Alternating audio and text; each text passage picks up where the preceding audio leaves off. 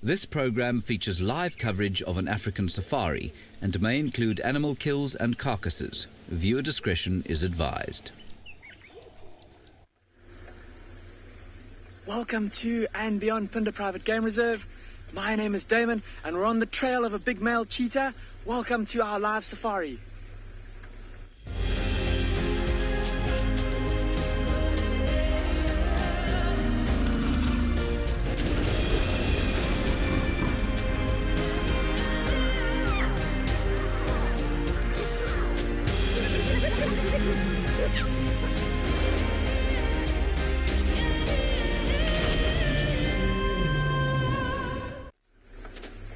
Welcome back, everyone.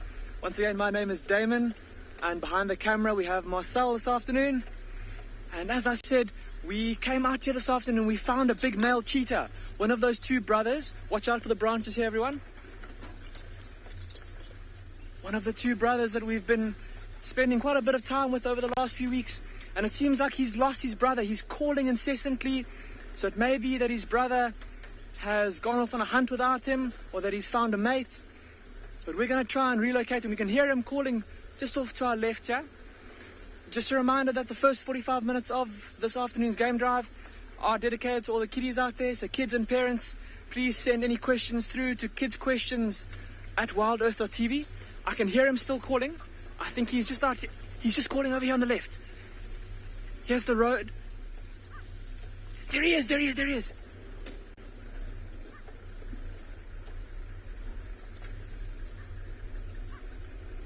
I'm just going to go a little bit closer and then I'll switch off.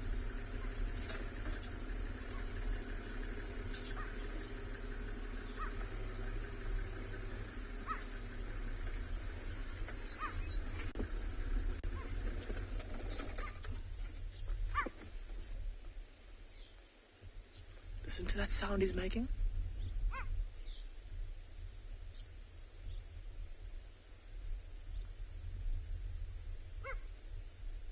Everyone sit nice and still.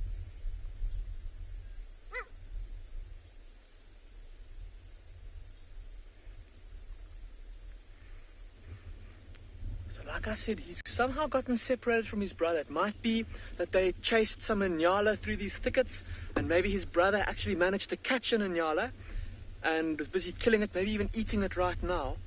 But this poor guy obviously wasn't successful, and he's trying to find his brother. He's calling out to him, trying to get in touch with him again. Let's turn around and follow him, shall we?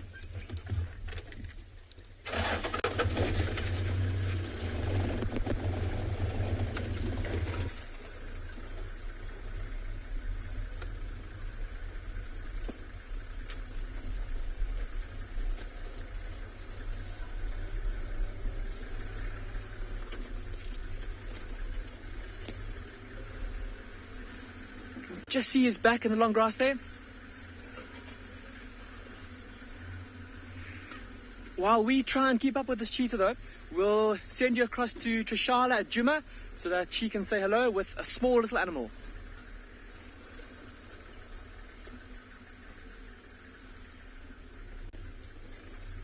I do have a tiny little animal, and this is by far one of our best sightings with this tiny little animal. It's just had a crown lapwing past it. It is a steenbok, everyone. The tiniest antelope we get out here. It's only about 11 kgs. Gorgeous little thing. Hello, good afternoon. I think it's telling you all and welcoming you all on board. My name is TRISHALA and I've got Davy on camera this afternoon. It's a bit gloomy and our steenbok is very comfortable. So that's a good idea, or it gives us a good idea of the fact that some antelopes are very comfortable and a steenbok is usually very skittish. So if it's feeling nice and comfortable, perhaps quarantine, where we're at the moment, is not littered with predators. It's happily going out munching on little shrubs. They don't often eat grass. They don't like grass too much. But as the season gets drier, they'll start moving towards eating a little bit more grass. But it's actually looking for little flowers. And they especially like juicy bits like bulbs, melons, and the trees of little shrubs that grow close to the ground.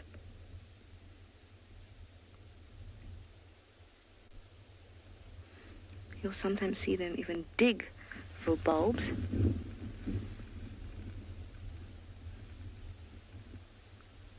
Very, very, very cute. There we go. You can see quite clearly that it's taking the short vegetation as opposed to the grass.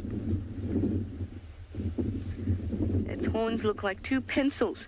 It was holding pencils when it was running, and then it ran into a wall by mistake. I know it looks a little bit like a miniature impala. But you can see it's quite different. These guys sometimes hang around in pairs, especially if there's a female with a lamb, or they've been mating, but they are quite territorial. So the rest of the time, you'll find them quite solitary and not in herds like you may find other antelope. And that goes for males and females, unless there is mating or there's a little lamb around. You can hear that it's quite windy. Now, surprisingly, there aren't any other antelope around. Accommodating indeed, a very accommodating Steenbok. Since the show started, watching it, so it's been a very good treat. I can say that this is by far the longest sighting I have ever had with the Steenbok, especially looking that comfortable. It's still got its head up every now and then because it is windy, which means it's going to have to be a little bit extra vigilant, as it won't be able to hear the direction of a predator approaching or the smell. It'll kind of all get mixed up with the wind, and it'll be hard for it to tell exactly where a predator may be approaching from. So it's a little extra vigilant. But these animals, having been solitary, are not as, or rather they have a better sense of when real danger is around than a herd animal does. That kind of gets alerted very, very quickly. Also, these guys are quite fast. You'll see when they bound away, and they kind of move a little bit zigzaggy and push from side to side. And that is their best defense.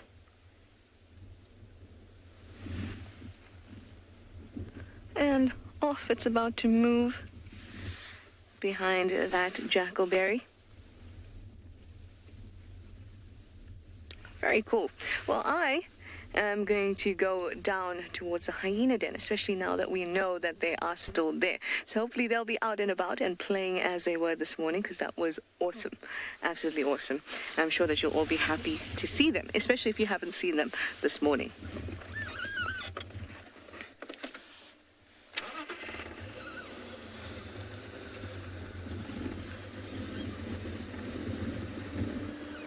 Later in the evening, we'll be looking out, of course, for some predators, and I'm going to keep an eye out for tracks at the moment, because that will give us a good idea of where we can look once it starts to get a little bit darker, where we can look for predators to emerge from.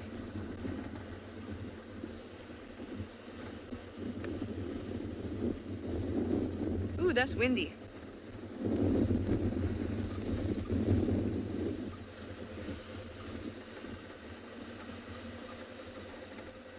So this morning we had 3 hyenas, 3 adults at the hyena den. Dav is just showing you just how gloomy it is. Rain has been spitting most of the day.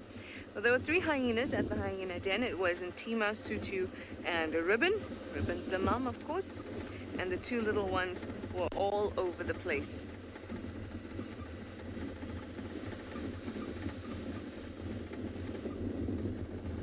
Can you hear that wind?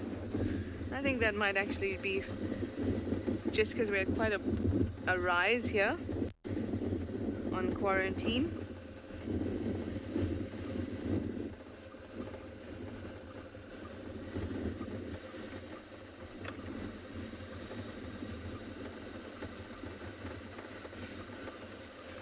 Well, we don't have a rain roof, so we're hoping that the weather holds. The rain it's just unexpected. Our rainy season is during our summer months, and now it is winter. But it would be really good for the plants and the animals. It's not enough rain to fill up any of the, that's a parlor, let's just have a look at it, to fill up any of the ponds or dams, but it is enough rain to soak the soil, which will be great for the vegetation. Well, there's Impala U leading on to quarantine, and Steve has more of them, so let's go over to say good afternoon.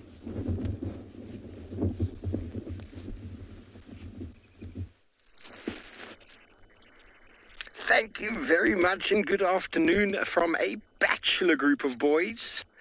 Bachelors are always boys, actually, normally single boys.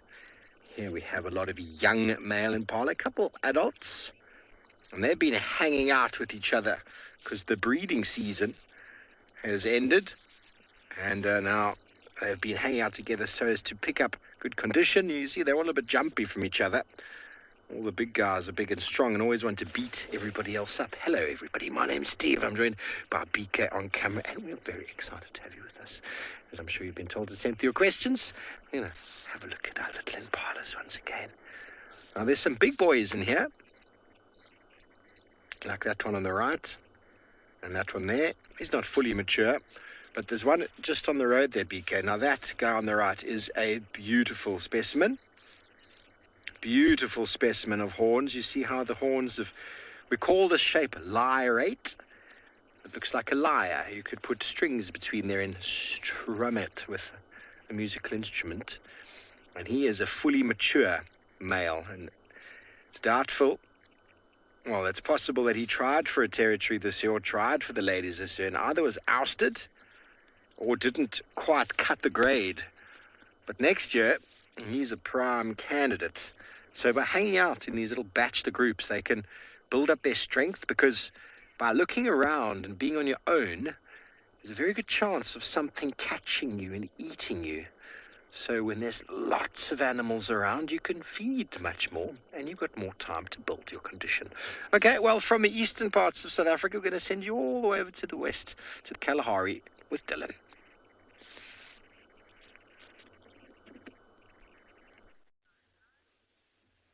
Good afternoon. I'm not going to do a long introduction now. We've got a super special animal that Jandre on camera and myself, Dylan, at Tswalu Kalahari, we're going to try to show you. I'm still not going to give it away because unfortunately it just trotted across the road and it's just behind some bushes. But that's as far as I'm going to go. I'm going to leave it at that. We're going to go a little bit further forward. Hopefully we're going to see it. If we do, I'm going to be absolutely ecstatic. I can't give it away just yet. So we're going to idle forward very, very slowly. And Jandre is going to see if he can actually spot it for us. Yes, this is so exciting. Watch it. Let's see. Yeah, it may have moved off a little bit further. Yeah, like I said, I can't tell anyone what it is yet, but it's one of my all-time favorites out here.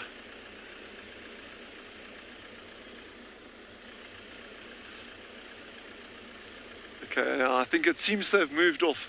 So, but this is a very, very, very good sign. So, the plot thickens.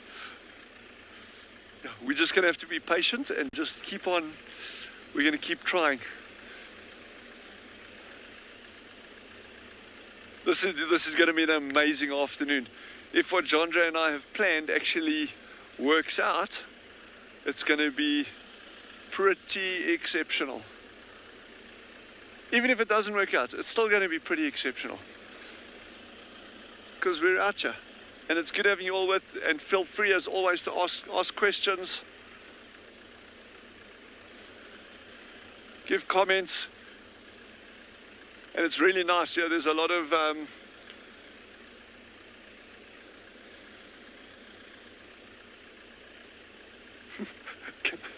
Kerry says she's really worried about my driving skills. Kerry, I'm also worried about my driving skills.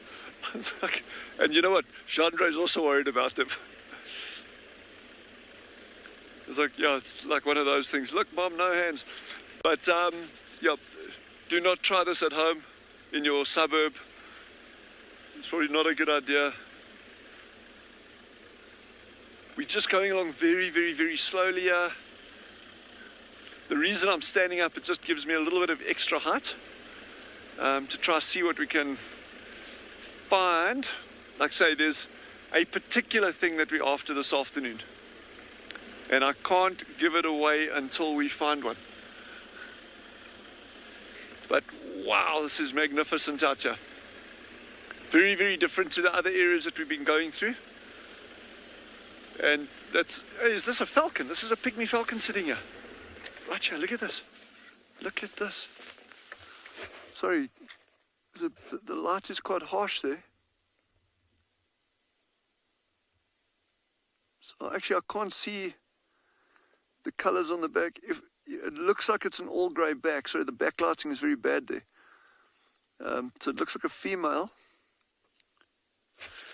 Wow, and it's sitting right out in the open. So remember we were saying the other day that they use sociable weaver nests as their nesting site.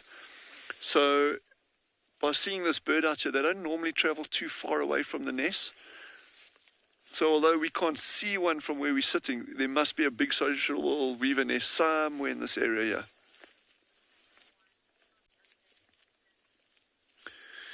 Vizzy has asked if this is the same one we saw the other day. No, it's not. It's the same species, pygmy falcons, but it's not the same individual. That, to give you some idea of the extent or the size of the area that we're covering here, that bird that we saw the other day, that other pygmy falcon, is about 15 kilometers away from where we are now. So it's quite a distance between the pairs. But he's sitting out now, he's hunting lizards. When you see them sitting out like this, they're just watching for prey items, and lizards constitute probably the majority of their prey items.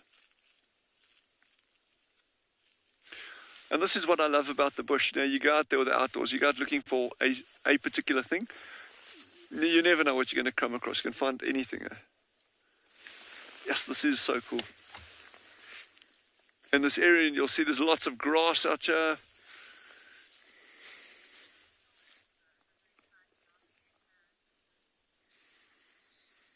Well, while we carry on looking for our mysterious animal, our nemesis, I think head over to Steve and see what he's got that side.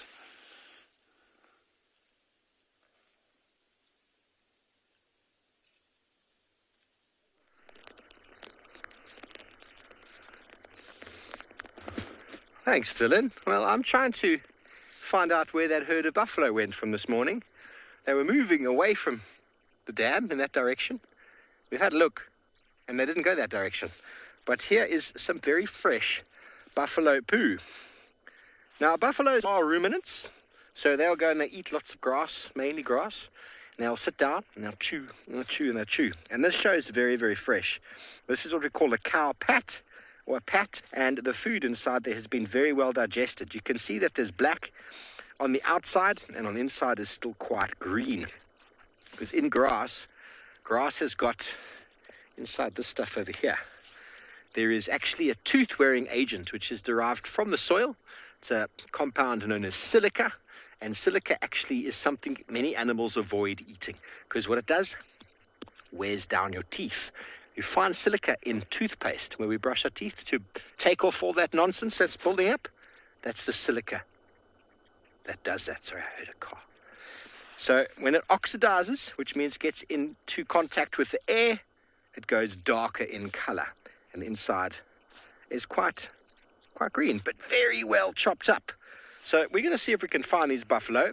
But then I've also had an idea to look at a bit of digestive systems today and how animals drop their dung on the ground, the difference between them. Because I think it's quite interesting. For example, there's a bird dropping right over here, which I'm actually going to pick up because I'm not too scared to pick this one up. And there is a Franklin poo. Can you see it, BK? That is the poo of a francolin. Now, birds, frogs, snakes have only got one hole, the cloaca, where they poo and urinate out of. And that's why it's covered in white.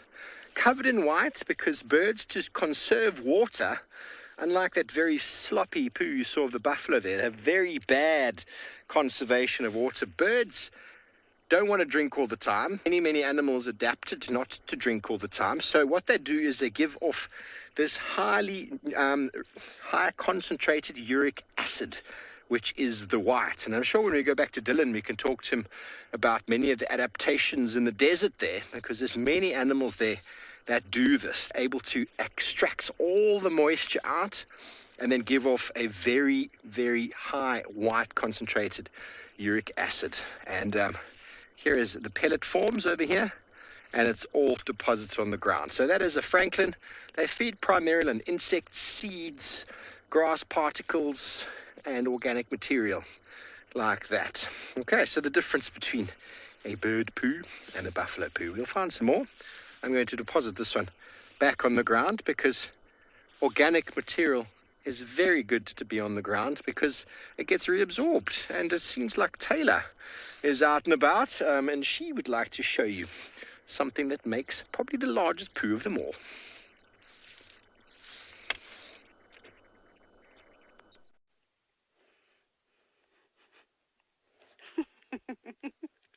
Yes, Steve, we have got elephants, and they do defecate in much bigger balls of dung than buffalo. But you can see this elephant is just feasting on something delicious, but what my favorite part of the scene is the tent right behind it. So the elephants have come on into the eco-training camp at Pridelands, which is quite cool, and this is a very common thing to see here. My name is TAYLA, and on camera with me today is Gert, and like I said, it's awesome to be out here, even though I've got about 4 different jackets on today. Gert is in his sleeping bag. It's very cold, it's very windy, and it has been a little bit rainy, which is strange for this time of the year, but anyways. So we were watching a really big breeding herd of elephants. They came down to Ndlovu Dam to have a drink of water, and there were loads of little babies. It was actually one of my favorite herds that have come here. What are you looking for? Now, this elephant is not doing a handstand, even though it looks like it. I think it's trying to dig for a root or a bulb, and it was using its tusks, but it hasn't got very long tusks, so it needed to take its face closer to the ground and basically stick its tusk into the soil to either loosen or to cut a root or something like that. So that's why it is doing what it is doing. So now you can see how useful those tusks are as digging tools, but you can also see her feet are hard at work. She was actually trying to kick open the ground and kick open the soil too.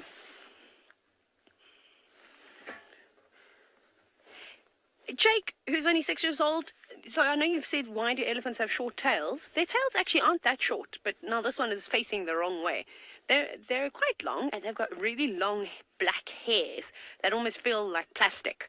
They actually, when you find an elephant hair on the floor, you think you have just found a long string of plastic, and you think, this can't belong to an animal, but it does. So I don't think that they're that short. Remember, if they were very long and they dragged on the floor, they'd probably get caught on all the thorns. Maybe another elephant would stand on that elephant's tail. It wouldn't be very nice. So it doesn't make much sense to have a tail that touches the ground. So it's not too far off of the ground, and every elephant's tail is a different length too, because of the amount of hair that they have on the end of their tails. But we'll have a look at that in a minute. I was wondering where the other elephants are, and every now and then I can see some ears flapping at the back. Oh no, there's a person. Someone's going back to their tent. You can see they're going to get a surprise that there are elephants around here, but everyone will be very cautious. But I think this is quite cool to see this behavior of elephants actually digging and using their tools. Someone marching along, going to their tent. So this is a normal affair here at the eco-training camp. You can see the elephant's like, you're sneaking up on me. He's not sneaking up on the elephant. Some of the tents just hug the drainage line, which is really quite cool. That's the vehicle that we use to go and fetch water every single day. and to top up the tanks so we can have showers and waters and camps. It's a very, very rustic camp. It's a really awesome experience to be out here. Literally have hyenas and lions and all sorts of amazing things coming right up to your tents at night, and sometimes elephants during the day.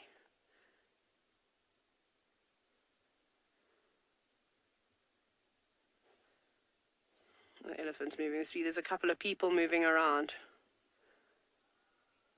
Yes, Rachel, it is a fantastic learning environment. Literally to have the animals on your doorstep. So probably about 20 minutes ago, all the elephants, like I said, had come down to have a drink. I think this might be the back of the herd, so we'll try catch up with the rest of them.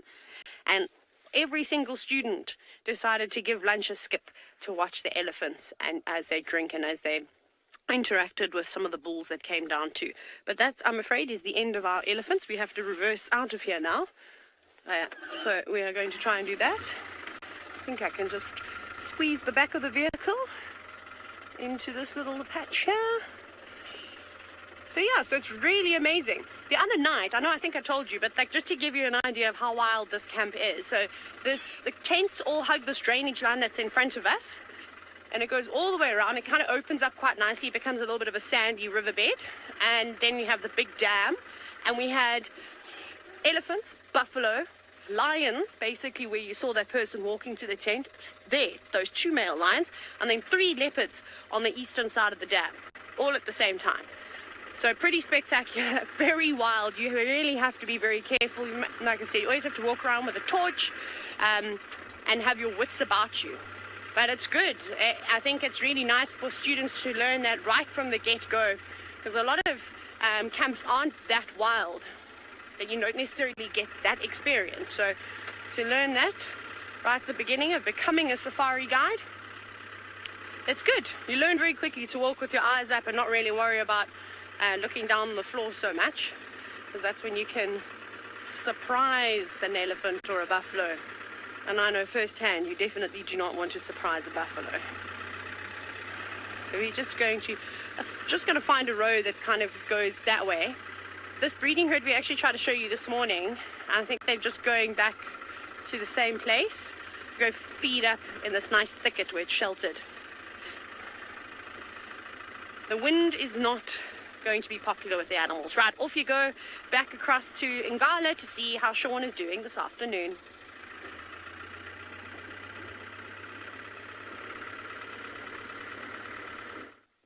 Okay, good afternoon, everybody. Welcome to a rainy and very wet andBeyond Ngala. So you can see today we've got myself, SHAUN, and we've got the OD behind the camera, and we've got this wonderful herd of elephants that are currently having a drink. But if you have a look at them very carefully, you can see they look a little bit upset. You can see the ones at the back, they're sort of smelling around, they're all standing very, very close together, very clumped up like that. And that's because we actually came here looking for lions.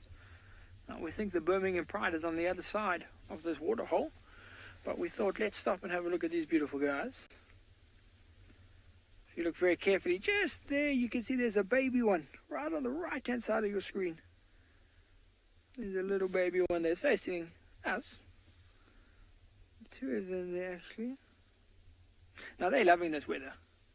Nice and overcast, which means it's nice and cool. The rain is keeping them nice and cool. You can imagine being a 5-6 ton elephant, especially because you're grey. On a hot day you struggle, you get very hot, your body overheats, it's a bit of a struggle.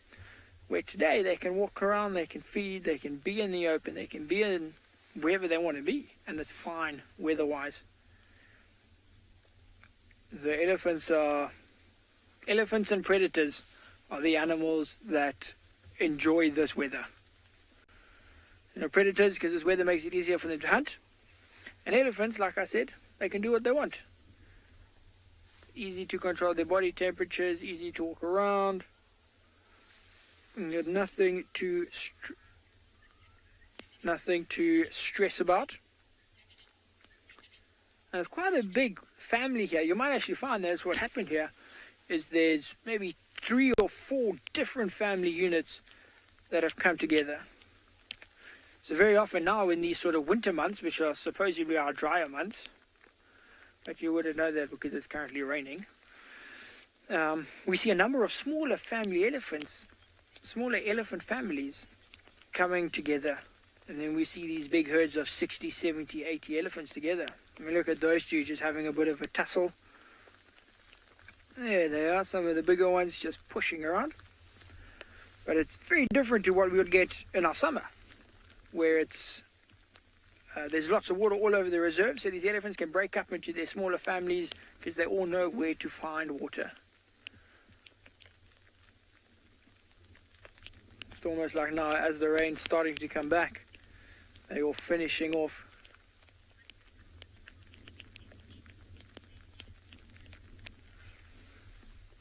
Okay, so we got a question from Freya. Freya's 2 years old. Freya, lovely to have you. Freya wants to know how much milk elephants drink. Now, they do drink milk, yes, quite a lot of it. You can imagine, as a baby elephant, you're trying to grow big and strong, and they suckle for a very long time. It's about 4 or 5 years that baby elephants will suckle from their mother. How much they suckle exactly at a time, I'm not sure. I'm trying to have a look in my book here, but I cannot find it. So I'll have to get back to you on that question. I'd imagine it's quite a lot of water. I mean, quite a lot of milk. They drink close on 100 to 160 liters of water at a time. So the milk, obviously they're a bit younger, so they have less than that, but they will be drinking quite a lot to try and make up for their growth. They grow very, very quickly. But you can see, if we just remember what I said at the beginning, is that we came here looking for the lions. And we believe them to be on the other side of this waterhole. Exactly where these elephants are going. And you can see they're actually going quite carefully. They're all following a line. We've got that big one in the front. They were smelling as they got to the top of that little hill. So it'll be interesting. I'm going to keep quiet now. We must listen. Because if they do come across those lions, these elephants will trumpet and possibly even chase the lions. So let's listen and see if we hear that.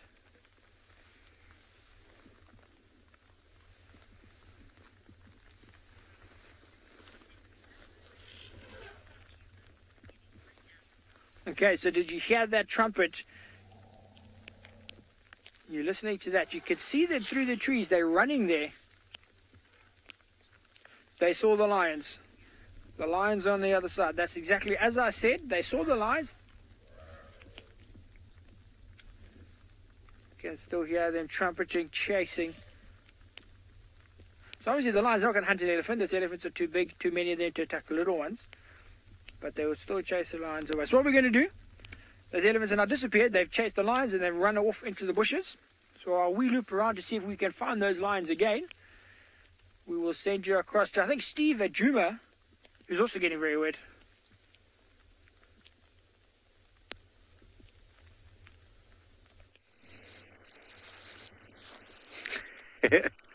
We are getting quite damp. It is getting quite wet out here, but that's all right. We found a couple of dung examples to run you through if you're excited about learning more about dung. Oh, Koki Franklin's calling.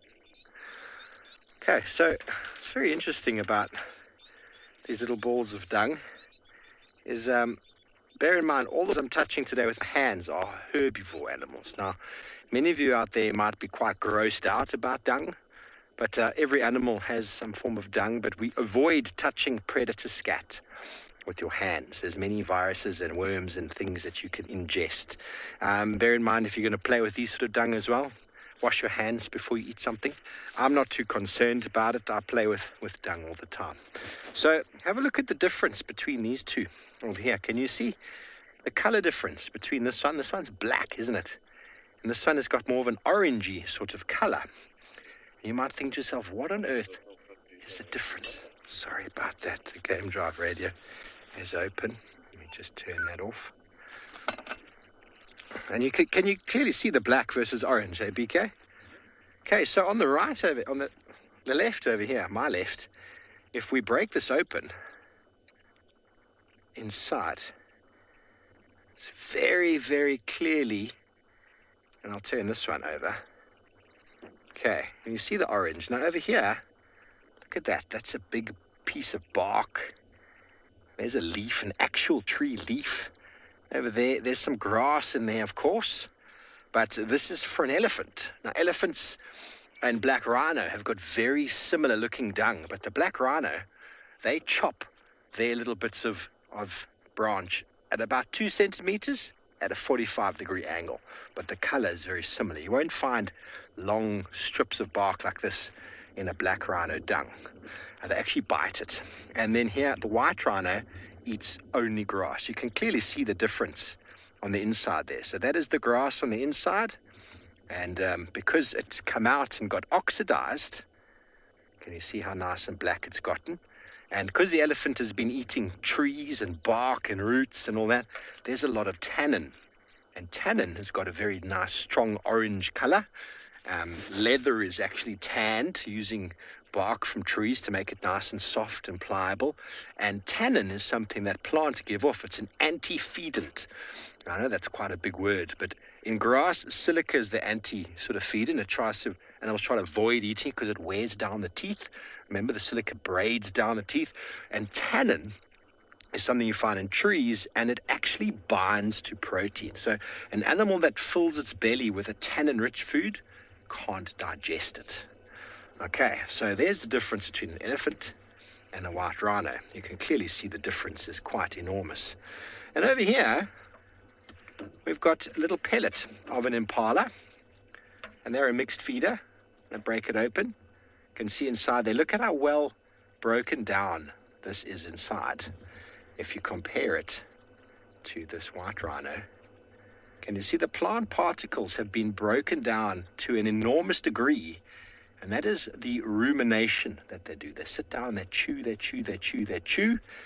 And then through the digestive system, they make the particles smaller. They absorb much more nutrients because the smaller the particles are, the more surface area around them there is for digestion by microorganisms in the gut. And then you can clearly see the impala versus the buffalo before has absorbed a huge amount of the moisture out of that dung. So it's not slippy and not wasted moisture. So the buffalo is not the most adapted animal when it comes to water conservation, and they use a lot of water every single day.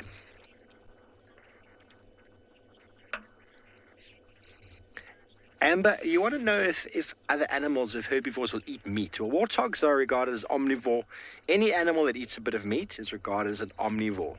Baboons, chimpanzees, humans, but elephants don't, giraffe don't. These animals will eat soil, they will eat dung, and they will eat bone to assist in all the minerals that they are lacking. Okay, so now on the right over here, you can see a very different pellet, can't you? Now, this is one of the smallest critters we see around, but have a look at the size of that versus the size of that. Now, this is an impala on the left, and this is a scrub hare on the right. Look how much bigger the scrub hare is than the impala. So it's also very bad digestive system. But anyway, we're going to carry on, see if we can find any wonderful things this afternoon. In the meantime, TAYLA MCCURDY has still got some elephants.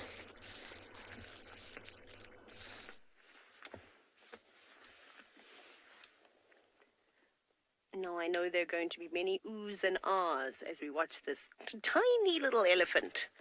It's so small. Look how hairy it is. Probably only a few months old, too. And it was feeling quite brave just now. It turned around and stomped in the road and tried to charge us. Where are you going? You know it's a small elephant when it gets lost in the grass. Are you tired? Are you just going to have a sit-down little sleep? It is so precious. Okay, I'm going to move up a little bit closer. You can see Mom just walking close by with the little one. So this is actually my favorite herd of elephants, and I'm going to try and show you my favorite elephant. There she is. She's so cool. Okay, I'm going to try get her at the perfect look. Hi guys, it's me again. We see them all the time. Let's see if we can actually see on in there. I'm very excited. I've been trying to show you this for weeks, not weeks, but the last week at least. This elephant must be one of the matriarchs, and I like to call her Alicia Keys because she has a big keyhole-shaped nick in her ear. So she's very easy to see. We've actually put this herd on screen for you a number of different times. There's lots of little babies in it, and they're very tolerant of the cars. So I enjoy seeing them. I also think that this is the same herd that has the young leucistic bull, but I'm just trying to find him. But it's difficult, as you can see, because where they've decided to come and feed, it's quite thick, but it also keeps them out of the wind. So they'll be much happier with that, because elephants can get very grumpy on windy days. Gert, would you like me to go up a little bit closer so you can see this elephant? There's one elephant that's just hiding here behind the bushes. I think it's the same digging elephant we were watching earlier. We shall watch it again now. Hi, girl. Looks like a young female. Very much into the roots today.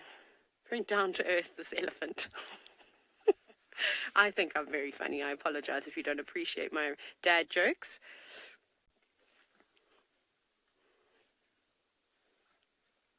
Not even a whisper from the crowd today. It's okay, it's fine. Luckily I've got a thick skin. I can go all day long. But anyways, yes, the elephants are just digging, they're just feeding. They're actually moving further and further into this block, but luckily for us, there's lots of little intertwining roads that we can drive on, and I think we'll just pretty much keep playing catch up with the elephants this afternoon. Like I said, it's a lovely herd, but we're at the tail end again. So we'll need to charge on forward to get to the front.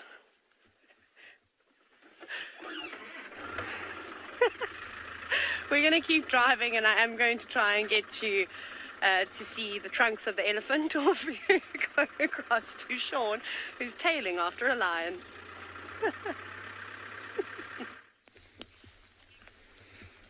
So indeed, we have caught up with the lions. So you can see a number of them coming out of the bushes, because that's where they ran to when those elephants came to chase them. Oh, one just went to the toilet right next to the car, and it smells horrible again. Oh, but you can see quite a lot of them here. A lot of the younger ones. There's a big female that's going to come into the screen now. There she is. Now that's the leader. You can see that white dot. Oh, she's going to the toilet as well. It's going to be wonderful where we are. But you should have seen, so as we got here, just after the elephants left, there was one lion here. We saw one sitting up on this termite mound. And then slowly but surely the rest started coming out of the bushes, making their way back towards where we are now. If we just ask OD to zoom, let's say zoom out, but zooming in work. So I was going to say, this is the lead female. She's the one that's in charge of the whole pride, of the whole Birmingham pride. She's the matriarch. Now we had one of the Ross males, the grumpy Ross male, is with them as well. He's already walked past us. It looks like some of them, they're all starting to lie down a bit behind us. So as soon as she's gone through, we will turn around. But now if we just look at this termite mound, so this one, if you remember from yesterday morning, this is where Rowan had one of the leopards, that little young female leopard cub with the Franklins. So we're just cleaning the screen, it's raining quite hard here. This is the exact same termite mound where the leopards were. You can imagine they're obviously long gone. That's exactly where she was lying, in between those patches of grass. That's where that young female was. Seems to be quite a hot spot for the large cats. Maybe we come back here tomorrow and we find a cheetah. That would be pretty awesome. But you can see this is one of the young males. Now it's a bit challenging for you because of the grass, but he's got a bit of a mane. What I'm going to do though, OD, is we're going to reverse. Because if he pans the other way,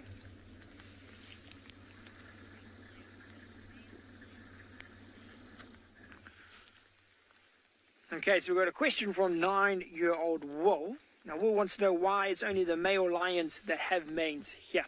So Will, here, the male lions, they have manes for two reasons. Firstly, to make themselves look sort of big and dominating and impressive, Will, so that they can find females. Females like the big dominating looking male lions. So, well, that's the first reason, and also, well, the male lions fight. So the mane does offer a little bit of protection around that sort of vulnerable neck, throat area where they fight just to help them whatever little bit they can, Will. So those are the two main reasons. But I don't know if you were watching, Will, 5 days ago, I got asked a very similar question. Why the lionesses don't have manes. And then I got sent a whole bunch of articles about lionesses that have manes in Botswana. And apparently it is, I read the article, and it's got to do with heightened levels of testosterone. It's quite a unique thing, Will. And what happened is these females developed manes, and they actually started exhibiting male behaviors. So they were fighting, they were scent marking, they were roaring. And it was actually quite an interesting article. Well, maybe you get your parents to read it to you. A very interesting article. So thank you for everyone who sent those links and those articles to me on Instagram. It was, very enlightening, very cool. And those females actually look quite impressive. But you can see these lions, they didn't get very far. They just went to lay down over here. Maybe another 50, 60 meters past them is the waterhole. And I think a number of these other lions have actually gone down towards that waterhole. Now that the elephants are clear, they can actually go there and they are able to drink. But of course all the young ones are fighting.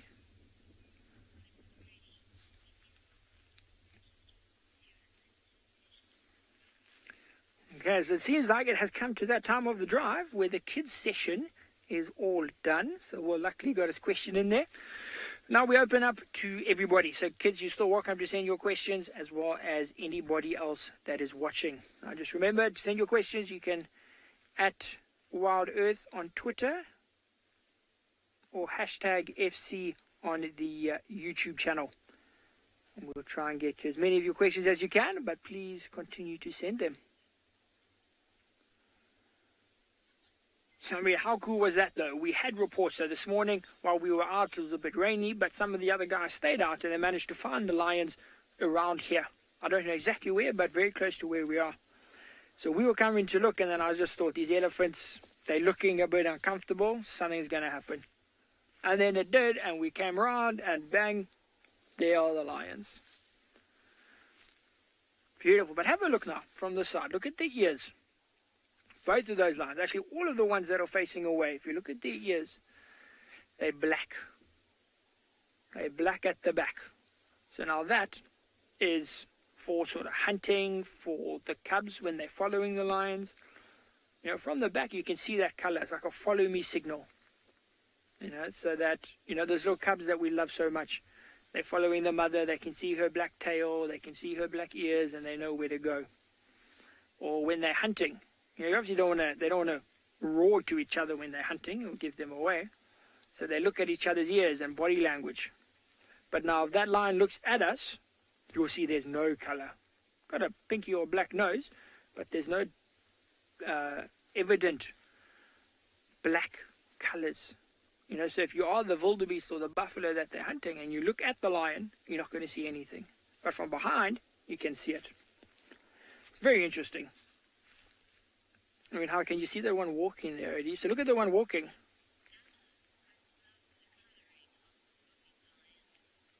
So Nana commenting that she loves the colors, and this is a perfect example. I mean, look at that. The ears and the tail stand out. Everything else blends in with that brown grass, the brown sat so well. And Nana, I agree with you. I mean, the colors of these lions are beautiful. They're in great condition. They're healthy, nice coats. A little bit wet now because of the rain. But they're pulling it off. They're looking very well camouflaged. They're looking very, very beautiful there. Also, the other one that was on the termite mound. Oh, look at the white one. Oh, did you see that? The white one just ran past there. She's fighting.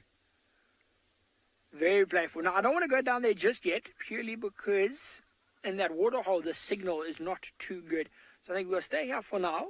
If they all go over there, then we'll definitely go down there and see if we can get a look.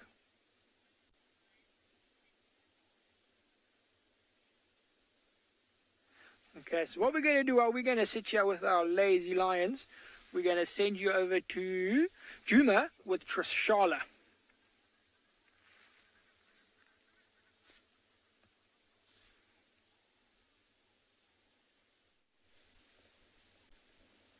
Lazy indeed.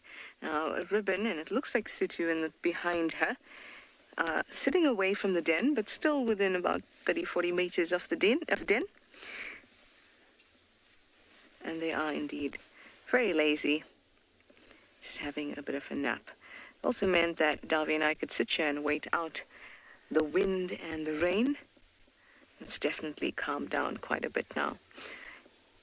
Of course, only after we decided to put all our covers on, put the flaps down, all of that. And now it is calmed down.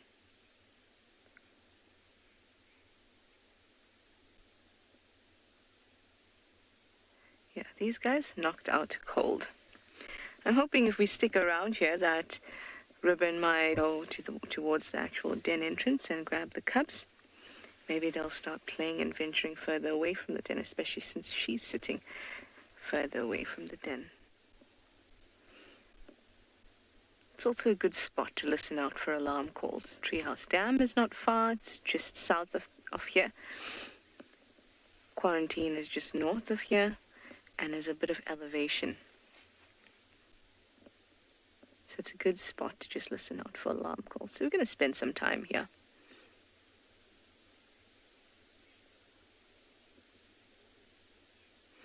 Ted, you say Ribbon snoozes a lot.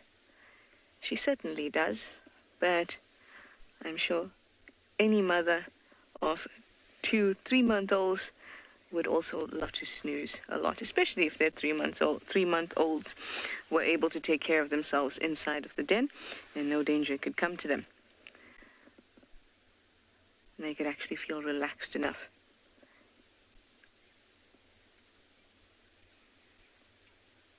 I'm just listening because I hear the occasional cub sound, that sort of high-pitched squeal, squittering that happens. But I'm not hearing it from this den.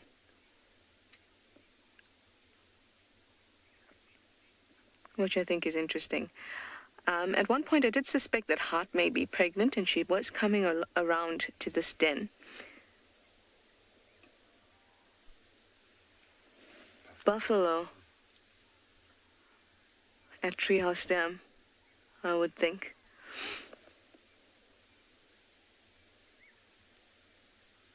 I think we should go and just check it out. It's just south of us here, Treehouse Dam, so we can have a look, see if we can find those buff. Getting the occasional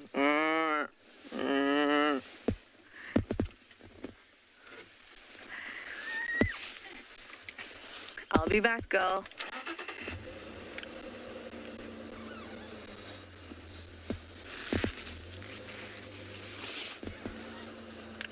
Excuse me. You look like a bit of a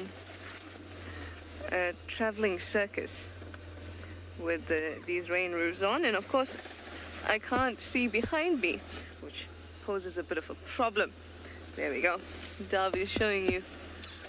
Let's hope we don't scratch that tree again. Oh, we made it, everyone. Feels like I should have lights and bells.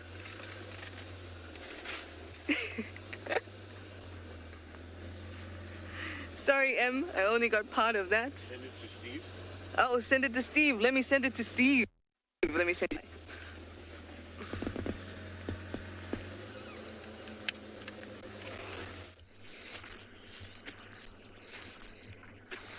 Thanks, Trish. Well, you reverse, you do your thing. And, well, we're going to continue on a little bit of dung this afternoon. Why not? And here is a very characteristic sign. You might wonder what on earth's going on here, but it's all the way in the bush, all the way up here. This is a hippopotamus has walked. He's taken his bottom all into the tree. And hippos do this to mark their territory, some people say, and also signboards and signposts to come to and from wherever it is they're coming from, it's normally the water. Here's Chitwa down here, and they'll do this to and from. There's some wonderful stories about that, which we can get into, but I've got a little bit of hippo dung on the front there, which I can show you. Picked it up just before. And versus rhino dung, it's very similar, except rhino doesn't do that. No other animal does what the hippo does, and it looks like a whole bunch of straw. You see that hippo's got an even worse ability to chew the food than the rhino does. You see, it looks like huge sticks of straw in there. So when you do find hippo dung, it looks very much like white rhino. Sometimes they do fall asleep on the side of the road in a little culvert, and you'll find a few of these. Good afternoon. Sorry about my game drive radio. It's always the same guy who's talking. Okay. Go round the mount. And that's Trishala. Okay, so now the rest of the dung, what have we got here? We have got two that look very, very similar. Do you agree? Okay, so the one on the right, and you see how black it is. The one on the left, it's kind of got blackish tinge to it, but for the most part, it's quite orange inside. And you see that. Okay, so now let's just break this one. Well, we'll leave that one. Stop squeaking. I break this. This is a little bit fresher than the others. But what's interesting to see about it is if I turn it sideways, show you the two here. Can you see how the one in my right hand is flat on two sides, whereas this one is not? Can you see that? You see it, BK? This one is black, this one is not black. Now, if I take this one and show you the front, can you see there's that crack there? And it just breaks perfectly in sort of a half. Do you see that? That is zebra. That is exactly what zebra dung does. And this one over here, the warthog. Now, warthogs have a similar diet, of course, but they also feed on roots and grasses. There you can see the difference in the inside. The warthog has got a far less ability to chew properly. You see how well ground up the zebra dung is versus the warthog. But in comparison to the hippo, I mean, look at the hippo there. He's basically just gone and shredded grass in his mouth and swallowed it. Very big difference. And so there we go. For the animals I've shown you this afternoon, elephant, white rhino, zebra, warthog, and hippo have all got a very similar digestive system. Miss Anna, you didn't know dung could look so different. Well, it's called scatology for a reason. There is lots of different poo out there, and we've basically dealt with, although the hippo's got a bit of a strange digestive system, we've basically, apart from that impala, we've dealt with hindgut fermenters, which means they get all that grass into the stomach, goes past the stomach, and an enlarged cecum in the rear of the tummy. Lots of gas, lots of fermentation. That's where the digestion takes place. But before we get too deep into that, let's send you back over to TAYLA McCurdy.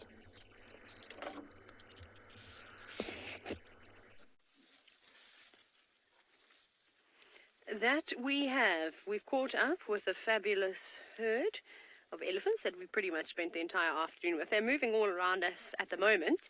Majority of the herd is pushing through all the thick stuff, but we've got a couple of bulls marching down the road towards us. We've had two pass us already.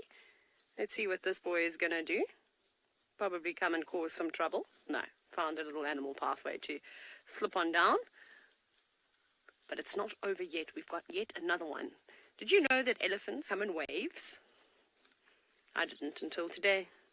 But I think it's quite a dramatic scene. It actually makes for a very nice picture with the vegetation sort of on either side and the different colors of the leaves. You can see this elephant has got his ears open just slightly. He's smelling us. He's like, nah, not having any of it. I'm gonna duck off a little bit earlier. Or maybe not. No, he is. Okay, what I'm gonna do now is I'm literally just gonna reverse because there's another elephant behind us. Hello, boy. He's quite relaxed. We'll see. No, don't walk away. Come back. He doesn't want to come back. Fingers crossed there's another elephant down the way. We'll see if we can get a look at this bull here. The one I wanted to show you, not having any of it, and is marching away from us. So here's the elephant that flared his ears at us. So it's very normal for animals to be slightly jumpy in weather conditions like this afternoon, and particularly elephants. I'm surprised that they've actually allowed us to be with them in the herd at all. I thought that a big elephant cow would have said, right, off you go. And when elephant cow talks to me, I normally listen. So these young bulls that sort of tailing the edge of the herd, I'm not too worried about them. They're normally quite bossy and boisterous and trying to push their weight around. But, we just sort of sit quietly and then they tolerate us. But he's settled now. Well, he's gobbling up something to eat.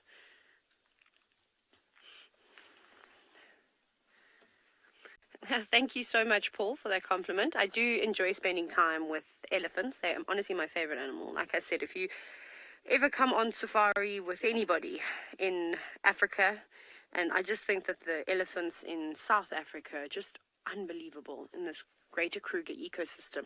They are so relaxed and they are very interactive as well. I know that sounds silly. When I say interactive, I don't mean like touching the cars or touching people, but just they come around the vehicles and they give you space, but they're so close as well. For example, my mom is absolutely terrified of elephants, and she doesn't, this is even too close for her, and we're probably about 15 meters away from this elephant, this young bull, and this would be way too close for her, and she gets uncomfortable and quite jumpy. So, some people are very much the same, but you'll see, they come up and they're super chilled, and, me, I don't like to get too close, especially to the really big bulls. When they stand and tower right next to the car, that's a bit uncomfortable. But these young bulls are really entertaining. And then the sub-adult elephants too, when they come around the car and throw sticks at you, and it's all very playful. It's nothing really aggressive or anything like that. Right. But it seems as though it is all happening this afternoon on the Sunset Safari. Off you go back to Ngala. The lions are bounding about. So yes, guys, what happened? The lions came down to the waterhole, well, most of the little ones at least, and they were calling. There was a whole roar. So the lions that we saw were roaring, and the rest of the pride, which were further north, replied, and they were roaring back. And now you can see the big white male there, the one on the left. He just joined up. He came from further north here, and he just joined up with the rest of them. So you can see he's going to go to all the lions. They're all chasing him. They're all trying to play with him because he's been separated from them. I think for the day, the pride was broken up into two halves. One half being two females, one of them the mother of the young cubs, the young male, and the other Ross male were separated. And now you can see a little reunion, lovely little happy time. You can see they're all starting to gather here, and I've got a feeling that hopefully they're all going to come here and they're all going to start roaring. If OD zooms out a little bit, you will see there the other, so that's the dark man Ross male, the one that we saw just now. So he's scent marking there in the bush now. If you look carefully, he's going to lift up his tail, maybe spray a bit of urine into that bush. He's rubbing his face in there, just putting his scent there. You see, look at that, lifting the tail, scent marking. Territorial. This is a dominance thing. And I'm hoping that they're going to roar again just to call the rest of the pride that still hasn't come yet. Did you get that, Eddie? Yeah, Kerry. Sorry, we got a bit of signal there. Kerry's saying she's loving this family gathering. It is so special. I mean, to see them all together when that white male came, and they all came together, they all joined up. Oh, look, he's saying hello to Dad there. Oh, see that? Grumpy male, trying to bite him gently. But Kerry, you're 100% right. These sort of gatherings are so awesome. It's so special to see. I mean, I was sitting here with OD, and I was like, OD, this is crazy. It's so cool. And it is. You know, because it's not often a pride, I guess they're generally together all the time. So to see them now sort of rejoining and saying hello to each other all over again is really awesome. I mean, what, we got 2 big females there, 3 big females. So there's 2 females missing, like I said, the Ross male, the young male, and then the 2 little cubs. And from the sounds of their roars, it's not far. Where I saw that young white male coming, maybe 200 meters at the most, I saw him appear.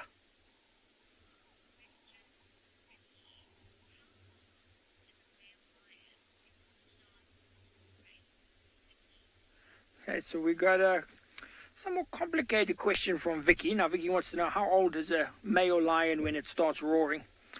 So, Vicky, I'm hoping they're going to roar again for you now, because when they roared earlier, even the younger ones were roaring.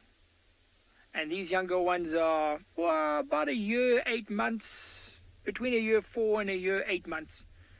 And they're already roaring. Now, they're not doing it very loudly, or they're just doing it because everyone else is. You know, they're trying to be cool and they're doing it because of everyone else. So, Vicky, in terms of a territorial roar, like that Ross male would do, then these lions, the males would need to be maybe 6, 7 years old to do a territorial roar. But even now, they're learning how, and they are making the noises. And I'm hoping you're all going to see today. We're going to sit here until they roar.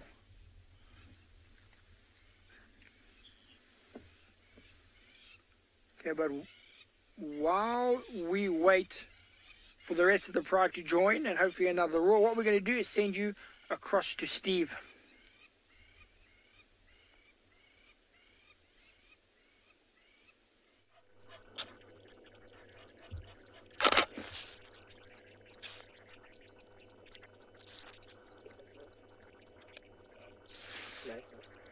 Well, we have found a wonderful fish eagle pair. Look at the chest. This bird has got almost a full crop, it seems. We actually heard 2 of them making a noise. One flew down here to the water.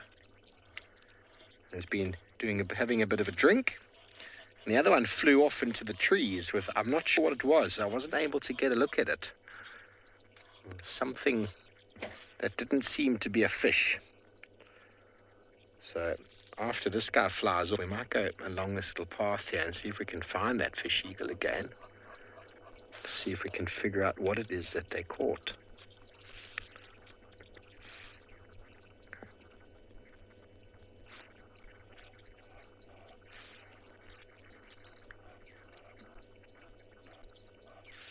We are in Chitwa, everybody. There is a resident pair of fish eagles here, and this is their turf.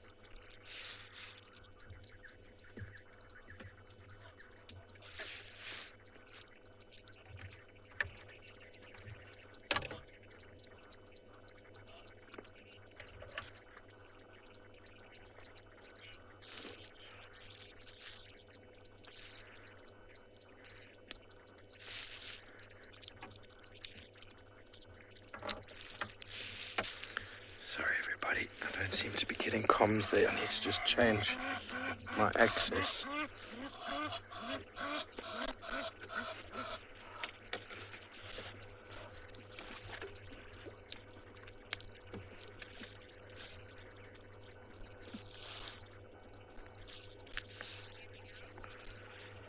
Much better, thanks, Emma. Yeah, you see the chest there? The crop has got some food in it. You're looking down at its crop belly.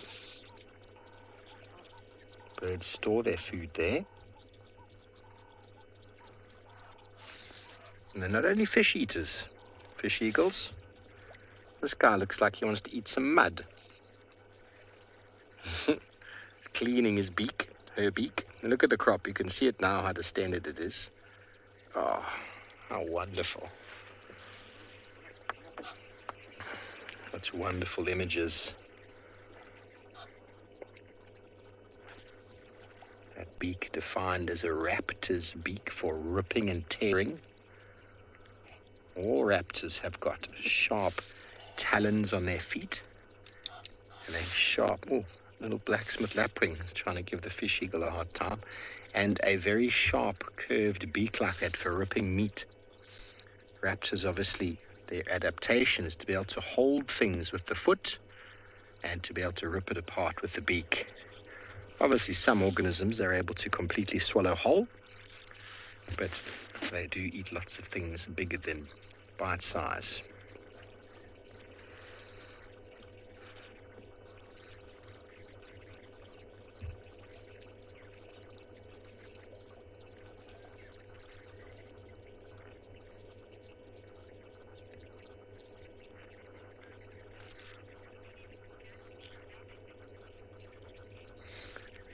Nancy, that's intense, isn't it? That is basically, it's like being born with knives on your hands. That's essentially what that is.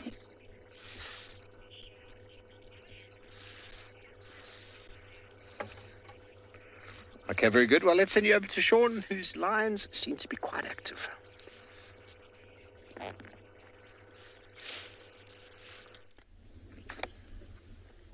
These lions are crazily reactive, and it's all thanks to the weather.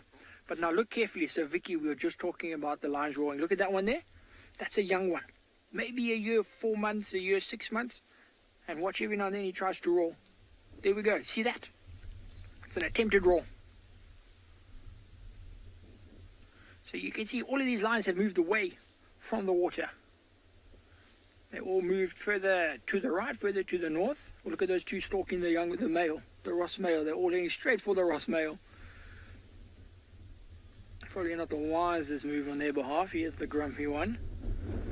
But look, he seems to be... Oh!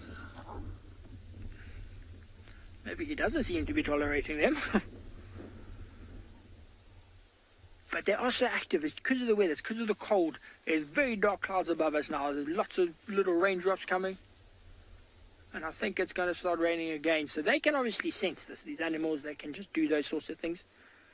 And they're starting to be a lot more active now with this weather coming. Now, it looks like some of them have eaten. Not all. Well, I think they're all fed. Oh, listen to the ones. Go to the front again there, OD. I'm going to keep quiet. Listen.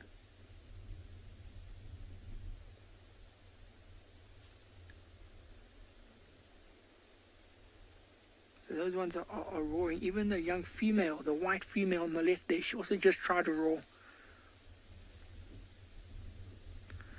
So you guys just have to have patience with me. They're going to roar again. They're still missing. No one else has joined. So they're still looking to join up.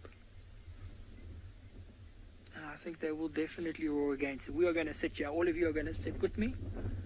We're going to wait. Because there's a lot of activity. I mean, these lions, they are grooming each other. They are playing. They are digging holes in the sand. They are chasing each other. The little ones are roaring. You see how they're all facing that same direction? That's where the white male came from. So this is a little riverbed, a dry riverbed. And he came from further up the riverbed. Now it actually works out for them. Because, as I said, the weather, it's raining. It's very windy. So obviously sound, if you upwind and you're calling downwind, it will work. Look at that posture. Look at his head down. Crouching a bit. He's trying to stalk. He's trying to stalk, I think, his brother, the white male. I think he's seen him already. Oh, look at that posture. So this is all so important. We were discussing 5 days ago about behavior and playing and how important it is. And that stalking like that, this is how they learn. This is what he's going to do when he stalks buffalo, when he stalks wildebeest, zebra. Exactly the same. You've got to hide. You've got to keep nice and low. You see how well, look at that there. Perfect by Odie. Look at the camouflage. Look how much that white one stands out. And if you go 2 meters to the right of the white one, there's another. Oh, look at that.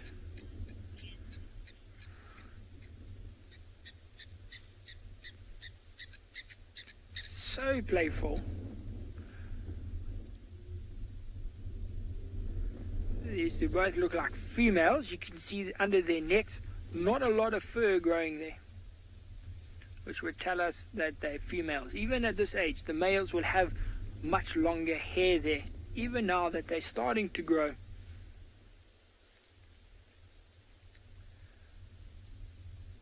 That one's, I think, rubbing on the log, the one at the back.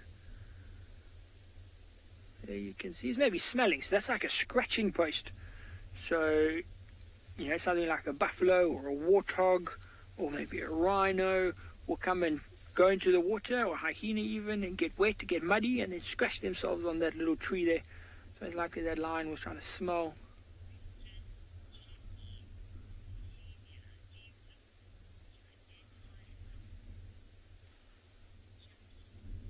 Okay, so we got a question from Jackie. Now I think I heard most of it. She wanted to know, what sort of behavior do we look for to tell us it's a dominant male lion? I'm not sure it was a male or a female, but we'll do both, Jackie. So in a male, Okay. Okay, so Jackie's question was for a dominant lioness. What behaviors do we look for? Now, Jackie, there's not much. The one that we say here is the dominant one. She's the oldest one in the pride. The oldest female. It's her and her sister. And it just happens, she gets up and she walks. Then all the lions get up and they walk. So it's more the behavior of the other lions towards her. It's like she does something, everyone watches, everyone does it. So if another lioness stood up, everyone would carry on sleeping, Jackie. So it's more how they treat her is what we watch for. So she stands up, everyone follows, and you can be like, okay, let's carry on watching that female, because there's a very good chance everyone defers to her in the pride. They're all watching her, see where she's going, see what she's doing. Very likely she would be the dominant female. But dominant's a bit of a stretch of the word. It's not like she gets to eat first or she gets to mate first. It's nothing like that. It's just when they're moving, they defer to her to choose when and where to go. It's not like a male lion like this dark-maned Ross male here, the grumpy one. He's the dominant one, you can tell, Jackie, because, he mates first. He will fight the rest to eat first. And that makes him the dominant one. He will fight his brother and sometimes even try and mate with his brother just as a display of dominance. Like, look, I'm bigger, I'm stronger than you. Where the females, they're not going to display that sort of behavior, Jackie. You can feel it now, the wind's starting to die down a little bit. This would be probably a good time for them to call. Their noises, their calls will travel down this riverbed, channeled by the banks, and then cover a much further distance. They're lucky because they are sort of upwind of the other half of the pride. Well, what we're missing, 1, 2, 3, 4, 5, 6 members of the pride. So we've got 12 here, and then there's 6 missing.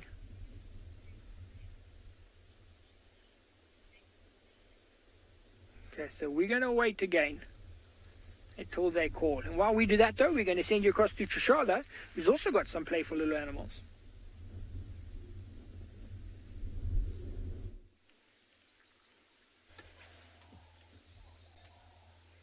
These 2 little ones have decided to poke their heads out.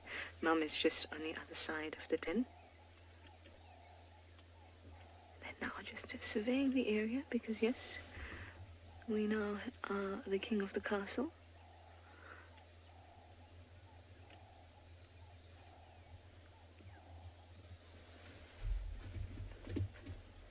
Now, I think that we have a male and a female.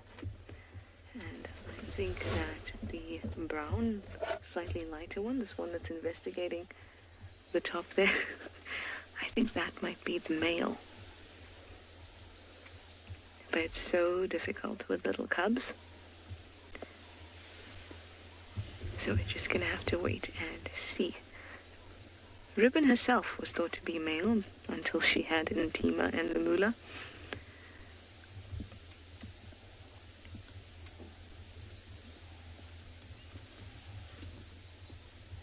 This is quite interesting because Mum is not, and because she's on the other side of the mound, they can't actually see her, so they're being very brave. They can obviously smell her, but they're being very brave. You have something stuck to your face, little one.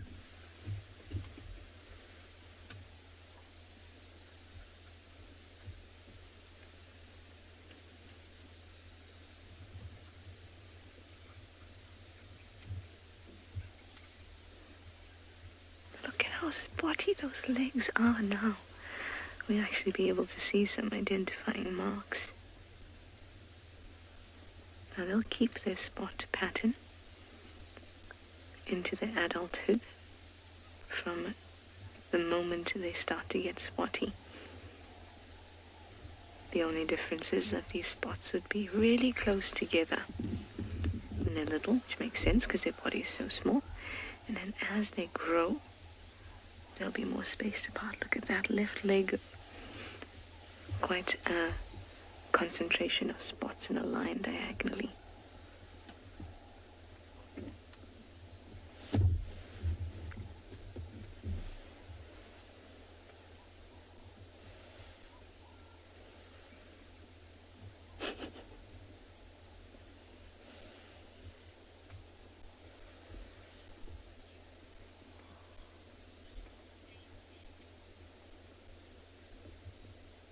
Hi, Yuzo.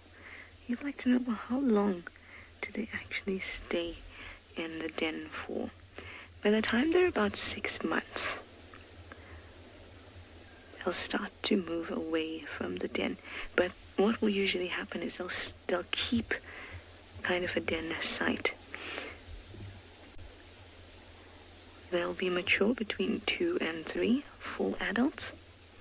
And as you would have seen with the last litter, like Sutu. Sutu's about a year now. A year and a bit. I think Sutu might have been born June last year. I must just double check, but I think it was. Oh, and Dylan has something exciting for you, so let's go over and see what it is.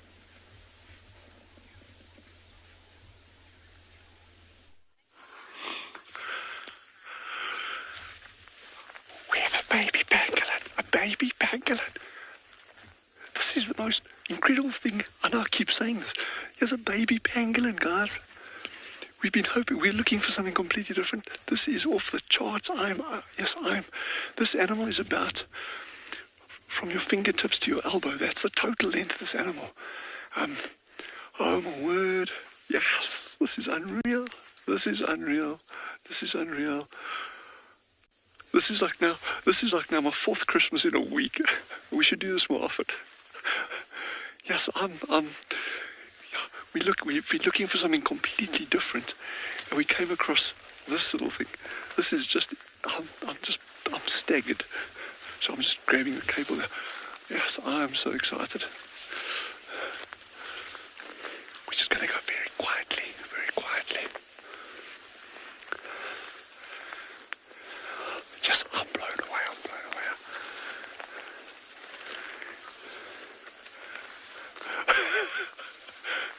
Boo, this is awesome. I'm just talking very softly. So these little ones, I'm just going to see if I can go, see if it's actually gone down a burrow. The little ones get left by themselves while the mother goes out foraging. So the mother could be kilometers away. This little one will go, but they forage for very, very short periods of time, and then they go down, and they can go. Okay, the other guys have got elephant, lion being chased by elephants, so head over there quickly.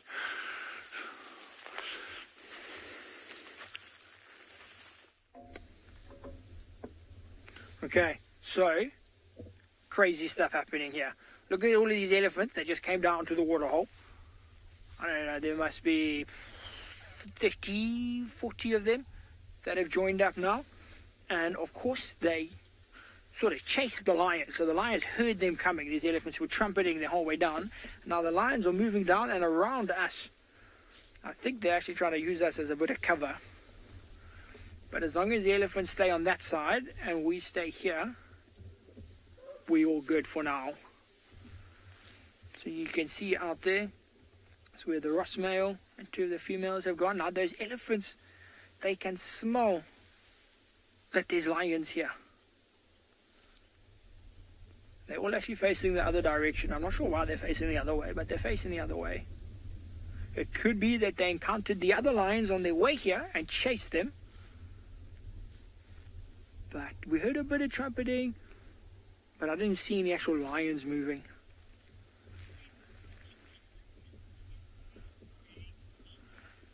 Monique in London, I don't even know what's going on. I mean, it's just like, we were like, link to us, and they're like, we have a pangolin. And I was like, oh, okay, yeah, that's pretty cool. Stay with your pangolin. That's just crazy. It's like everything's happening. An elephant trying to get up the bank. I'm not right there. I mean, it's phenomenal stuff. That's when you know you're having a good day.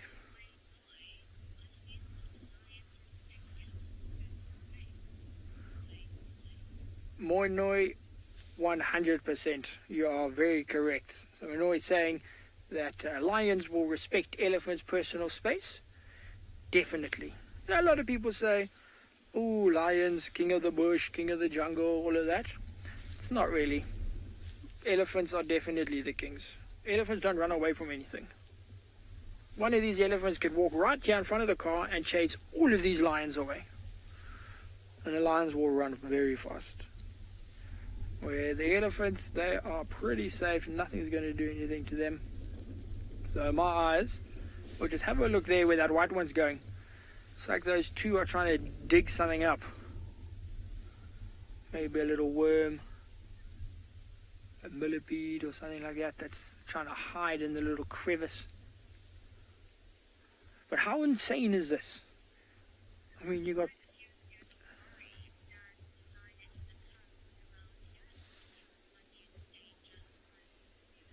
Okay, so it sounds like we're getting a few comments from you guys saying you're a bit worried because that lioness with the cubs, I said, was close by. So yes, but from what I understand, the elephants came from the left-hand side. Okay, I saw them coming from a distance, but they were coming from the left, where the female with the cubs was more directly in front of us, so more over the top of the car. Yeah, exactly. So in that direction, that's where the female with the cubs is, and the elephants came from there. So I think we're all pretty safe right now, and they're all going to be fine, and there's not going to be any problems.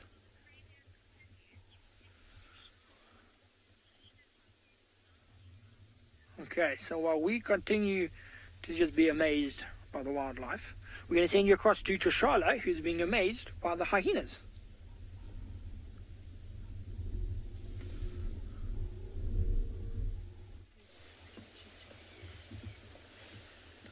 They are very crazy.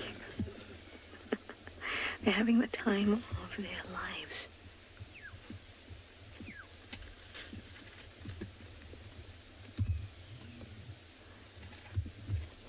Now let me just correct myself. Sudu was born in about December 2018, Jan of last year, sometime between then. Getting back to that question about when they'll leave the den. And it wasn't about between June and September last year that we stopped seeing them at a den. The lines were a little bit blurred because we had a kind of a succession. Corky, Pretty, June, and Ribbon had cubs a couple months apart. But there comes a point when they're too large for the den. And once they become big like that, around 6 months to 8 months, they'll actually start digging the hole themselves. So when they're little like this, Mum will find an existing hole, put them in,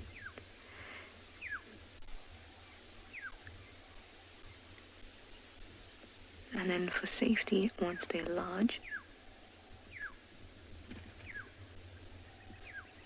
they'll actually start to dig it so that they can fit in. Remember, these dens are dug in a way that adults are not able to get in. That also means that predators can't get in.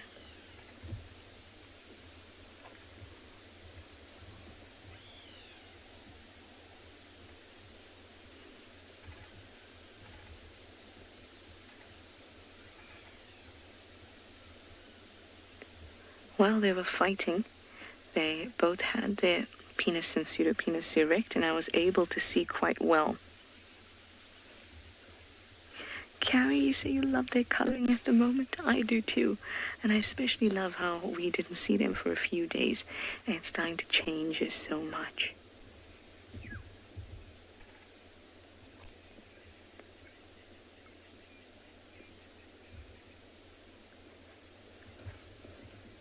This one that Dov is showing you now, I suspect that is a male. See, it's also light, it's lighter, so that's a way to identify it. It's also a little bit smaller. Oh no, it seems like tire chewing days are starting.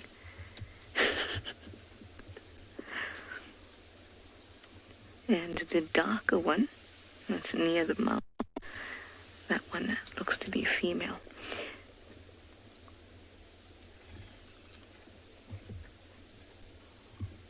We'll have to wait for them to grow a little bit before we can be absolutely sure, but in my opinion, after having a good look, I think we have a male and female. Female is the darker one, and male is the lighter, smaller one. What a life they have ahead of them. So much to learn, so many dynamics. The world is just a big, beautiful place. And I can't wait to watch them grow up. I'm sure that you guys can't wait either. But we've got to continue to do what we do in order to keep on watching them. So please go over to our support page. There should be some details coming up soon, so that we can continue to bring you these gorgeous little cubs, as well as many other treasures of the bush.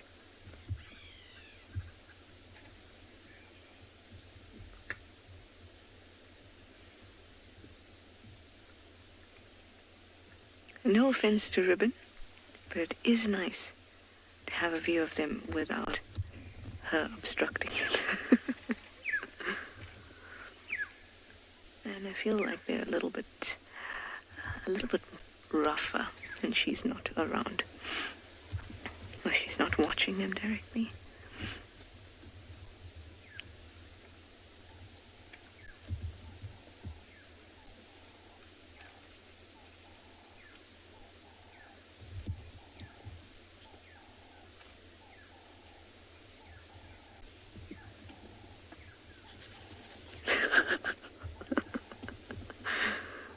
Oh, they're so unpredictable. I love it. So much energy. Anyway, let me send you over to SHAUN at andBeyond and Ngala, whose lions are also roughhousing.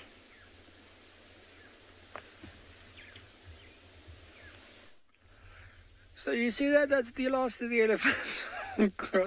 Going over the bag, and then we got the lions over here. So everyone sort of moved a safe distance and then stopped. So the elephants had their drink, and they thought the lions were far enough away. So as you can see in the sort of close left of your screen, we got 4 of them. I think we got, listen.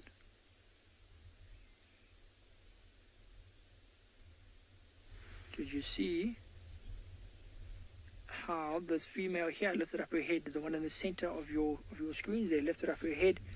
Listen, there's lions calling.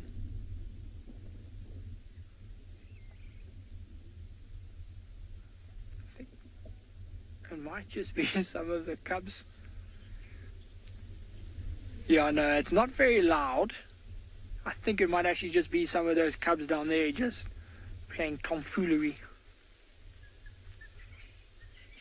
Because if they all had to roar in terms of the rest of the ones that we're missing.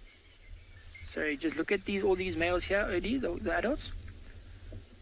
So you can see now a number of these adults, even the Ross male, they got their head up, they're looking, they're listening.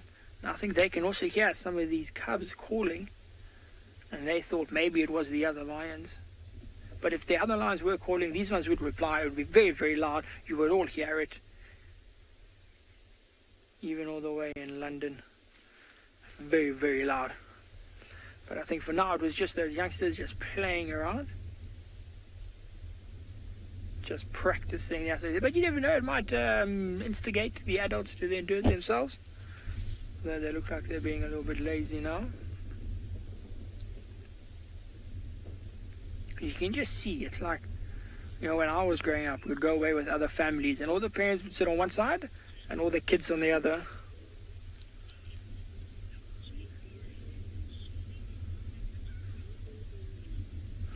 So striped horse, that is a good question. So striped horse wants to know, why do the elephants chase the lions?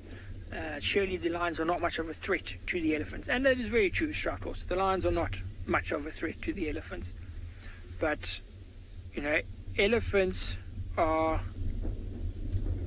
when they're young, they can still be prey.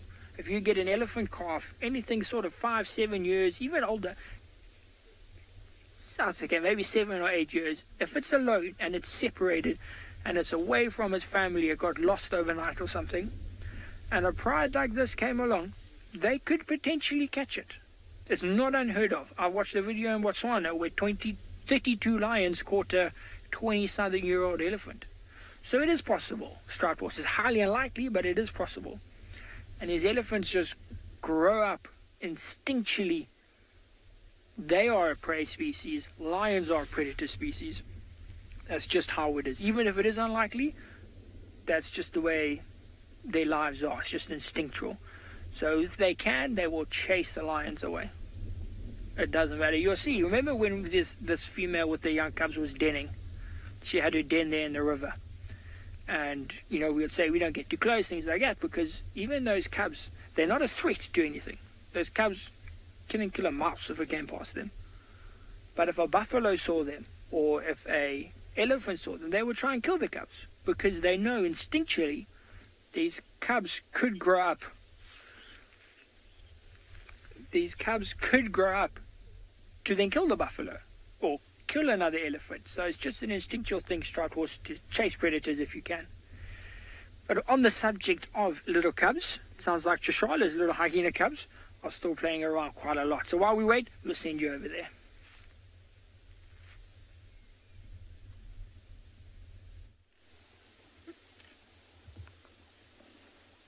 They certainly are.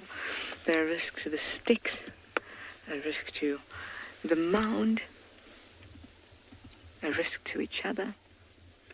Very, very, very playful. Totally unpredictable.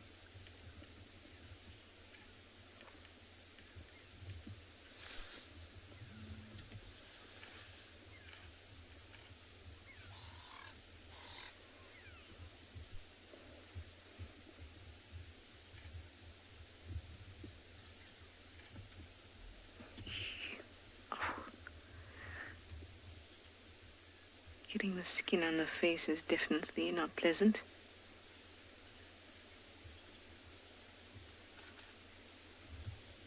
Hi Lottie, you'd like to know if environmental factors determine the sex of hyena cubs like in turtles? No. The whole chromosomal situation determines the sex of hyena cubs. So XX female, XY male. I know it may seem very ambiguous, especially with their genitalia being so similar. But females are most definitely female and males are most definitely male. They're not hermaphrodites, like some legends say. Although you can see why people would think that. First they see an animal and it's got all the male genitalia, and then all of a sudden it's got cubs. But it's important to have a good understanding of their biology and know that they certainly are males and females. They're not hermaphrodites.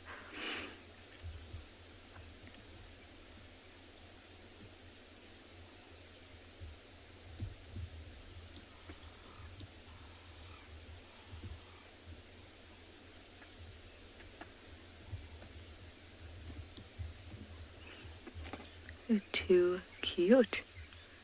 We've been having an awesome drive today. So Steve has a lone hyena, Djuma clan boy, I think. Let's go over and see who it is.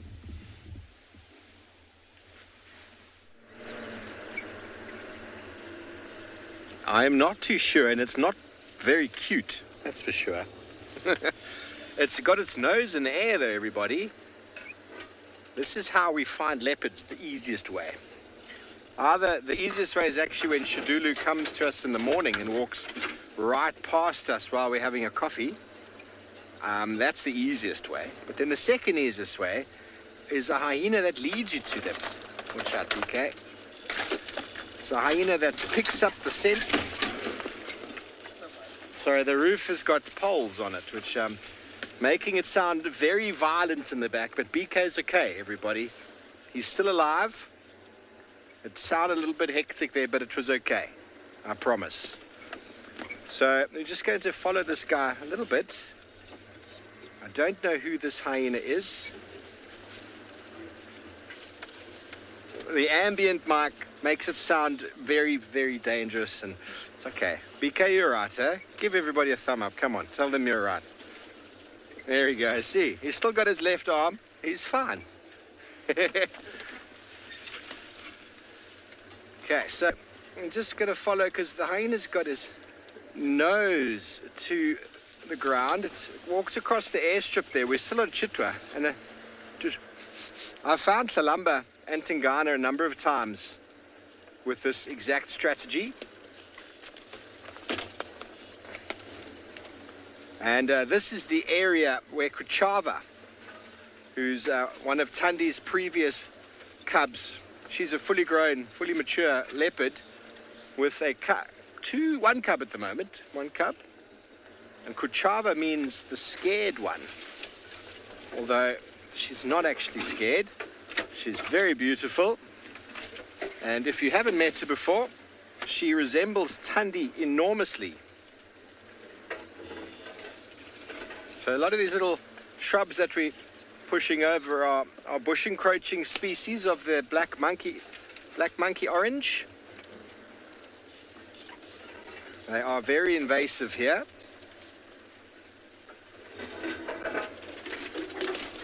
Now hopefully we'll get another image of this hyena for you so you can help us identify. It's got a similar wound on the rear buttocks like Ntsaka's got, but it's not the same as Ntsaka. It's got a bit of a scar and then that weird pink raised bit on the bum. Hyenas are notorious for attacking each other in dominance displays and hierarchies, and the males get the brunt of it, especially on the hindquarters, especially when they run away, when they interact with wild dogs. That's where the dogs bite them, is on the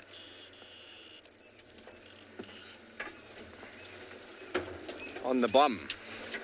Shame, hey? Okay, you're going right into the thickets there, my friend. I think it's a boy, but no expert at identifying these fellows.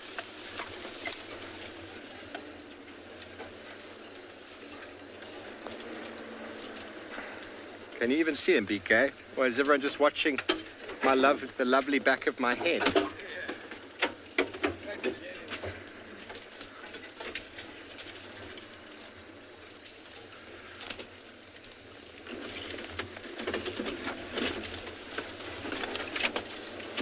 And some of the bushes we push over, we go straight over, and they pop right back up. So this is basically linking us back through towards Chitwa driveway, which is where Tristan told me he kept getting Kuchava with her cub. So obviously Aless will move her cub, as we've seen. Kuchava's cub's older than Tandi's. I don't actually know how old. Do you know, BK? I haven't seen it. BK said he saw her in December.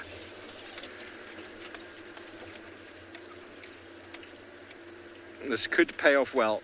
The hyena, although it hasn't been on the camera, has stopped a few times to do the typical nose in the air kind of thing. And then obviously when these termite mounds materialize here, there's always going to be leopard scent. Leopards love to pop up on these termite mounds, as we've seen. I wish I could track like a hyena tracks. Just walk through the bush and go, oh, here's the leopards, everybody. Wouldn't that be a wonderful skill?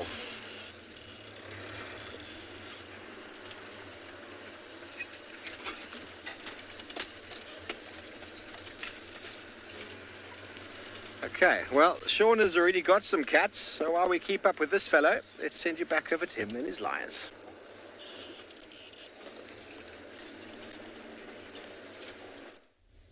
Okay, so as you can see, we got some of these youngsters now joining up with the adults. You can see there comes the young white male. So all of them have started to move up this way. It looks like they're starting to relax again. Weather's changed a bit, the rain has stopped.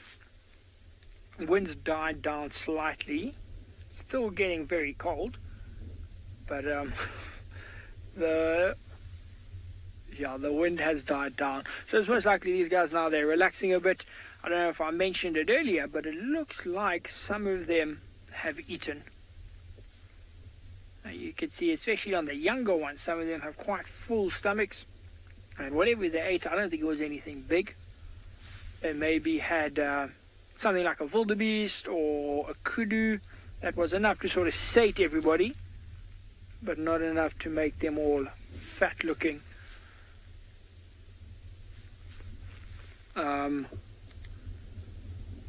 But that's probably why they're relaxing so much more, because now they don't have any immediate need to get up and go anywhere to do anything, to hunt.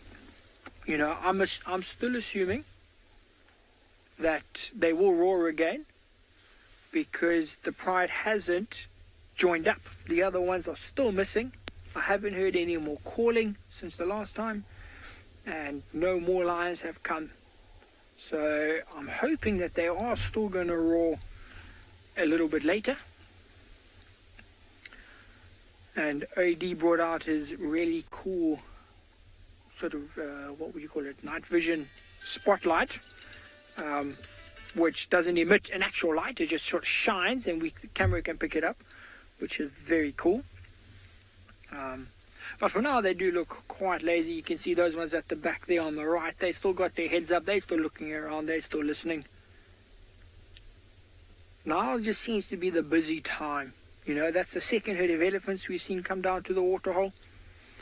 And I wouldn't be surprised if we get maybe one more, maybe even some zebras coming down until they see the lions. Then they're obviously going to run away again.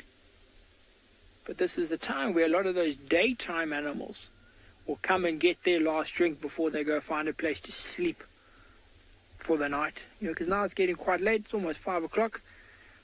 And it's going to be dark in the next sort of half an hour, 45 minutes. It's going to be dark. So a lot of those daytime animals need to do their last things now before they go and find a comfortable place to lie down. And it's going to be hard for them, because right where we are, back up behind us, is a massive clearing. You can't see it, but I promise you it's there. And that's a place quite often where we find impalas, zebras, wildebeest, where they sleep, because it's open, it's safe, and they can't be hunted. Where now, it's obviously not going to work out as usual. So it'll be interesting to see where they move to. Because this weather now, this is hunting weather. Tomorrow, on Nikki's game drive, I'll be surprised if we don't find a carcass, be it from lions or leopards or whatever it is. But tonight, all the predators are going to be hunting again. With the clouds, it means there's going to be no moonlight, there's going to be no starlight.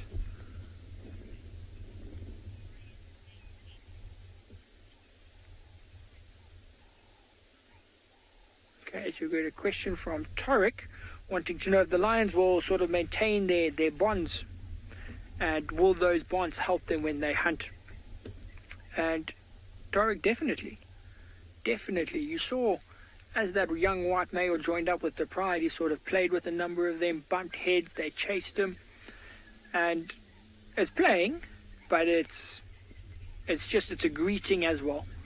They will greet each other, and that will reaffirm those bonds. And those bonds definitely then relate back into the hunting. Because now the better you know someone, you know, look, you know, your friends, Tarek, you look at your friends that you've been friends with for many, many years, and you can look at them and you can know what they're thinking or what they're going to do. And these lions are exactly the same. They've got these strong, strong social bonds, and one lioness can look at another one and they know, okay, she's going to go that way, I'm going to go this way. And that's exactly what the hunting is. Hunting is, it's vital to be as quiet as possible. So you just want to be able to look at each other and say, this is what's happening. And these social bonds. And I watch this one, he'll probably bump heads with somebody. Is he going to walk past? There we go. So he's bumping heads with the Ross males, a brave call. But even something as small as that, Tarek, is reaffirming the social bond between them. And now they're not going to hunt together, but it's still important. Now you can see that one's a young male. He got a bit of a beard. Well, so you see a number of heads coming up now. So the rain is back. You're getting quite a few.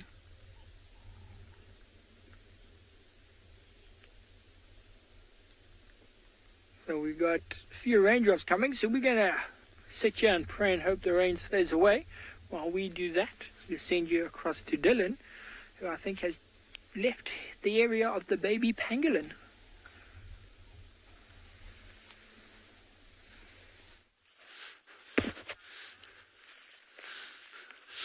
I'm still grinning like an idiot here. It's we set out this afternoon with a kind of like idea of what I would like to have got, to share with you, and we got something completely different. I was, in this area that we're in, it's always good to see pangolins. It's a good area for them, but they're still super thin on the ground. So the little animal, and I still won't tell you what it is, but I think some of you might have already guessed it by now. We haven't seen any further sign of them, but we onto it. But then here, these pangolin tracks crossing the road. It was an adult, so we sort of followed it in there and and get to the burrow. And okay, well, mother's gone. Yeah, but there's little tracks. So we decided, okay, well, instead of trying to follow up and go walking around, let's just sit quietly. And the little one was actually out when we got there, and that's what blew my mind. Because we had a careful look around, didn't see anything, and next thing, ding, ding, ding, ding, ding. And I must say, my heart skipped a beat there because I was so worried that, that animal must have been 1.5 meters from the burrow, 2 meters from the burrow when we saw it. And I was just like, please, Jandre, get the shot. And Master Jandre there, he pulled that one off. So I'm really glad we saw that. That animal's probably, when I say it's a pup, it's still small, probably about 8 months, give or take. So Tom has just asked, how many youngsters can a pangolin have at once? One is the absolute norm. I don't even know, and I can check with Wendy Penena, our pangolin researcher. She's been doing amazing work on pangolins. She's actually just in the process of tying up a PhD now.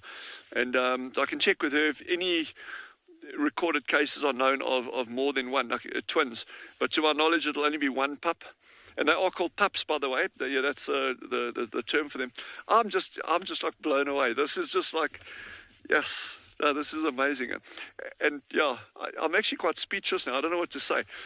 But so we're very lucky to have found that. And I'm just like still grinning like a total.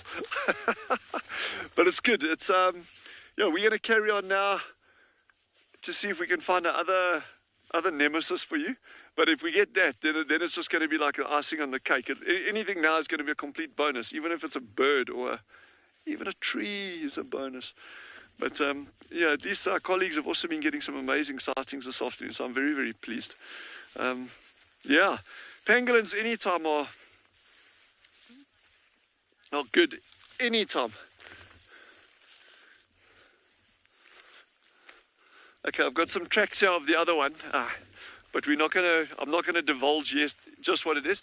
I think in the meantime, while we continue our search, head over to TRISHALA and see what she's got that side.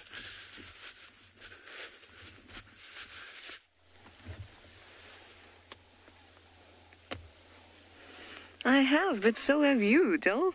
You've had an awesome afternoon. I heard that you were speechless at the baby pangolin. I don't think I've ever met Dylan speechless, so it must be intense. Well, as you can see, here is a den entrance with nothing at it, and that's because the little cubs have run inside. Mum and Sutu are still all the way on that side. They're obstructed by the tree, but they're just at the base of the tree there. You can just see them. There we go. So I thought I might sit. Oh, did you see the camera? Hi, Ribs. Just showed us her face, very sweet. So I thought I would maybe sit here for another 5 minutes and see if the cubs do come out again. And if they don't, then we'll just move on and see what else there is around. It always amazes me how they have a lot of energy, and it seems like no ways they're just going to calm down. You'd think that they'd tire, but then they don't. They come out with these bursts and then go in with as much of a burst. And then you don't hear a peep.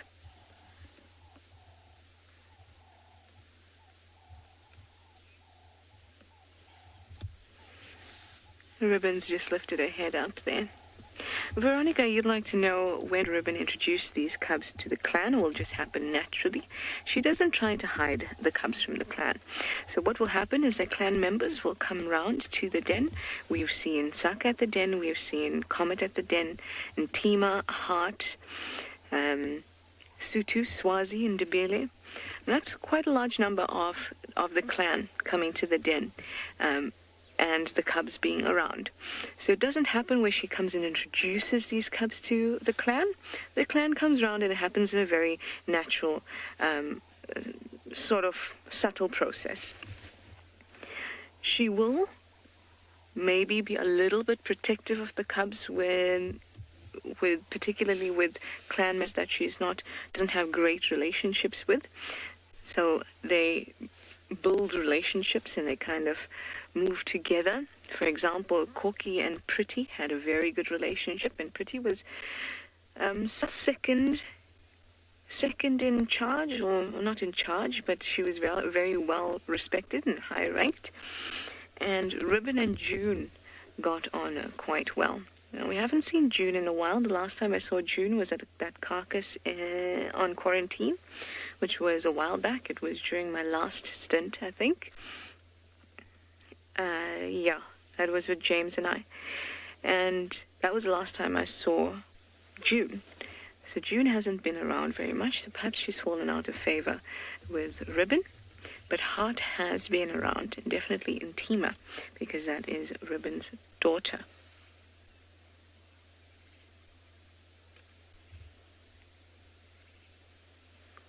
The hyena's just come up to the side of me, but we'll see it in a moment when it starts to walk further by. So this process is very gradual, and it may be a little nervous if, say, Koki or one of those hyenas come through that she doesn't have a particularly good relationship. Hello, my friend.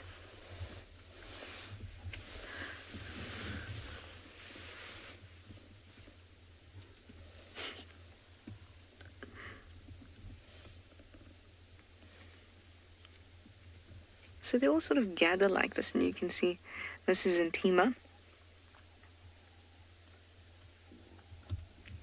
So this is who we were just speaking about. Oh, that is a great example of anal pasting right there. It may sound a bit strange. Oh, have you smelt your sister? May sound a bit strange, but that was a great shot. If we get to see it again, Darby, you can just zoom in, because you could actually see the glands that are actually inside of the anus that gets pushed out to secrete a pasty substance. That's how they mark their territory. That's what we see the little ones doing as they move around.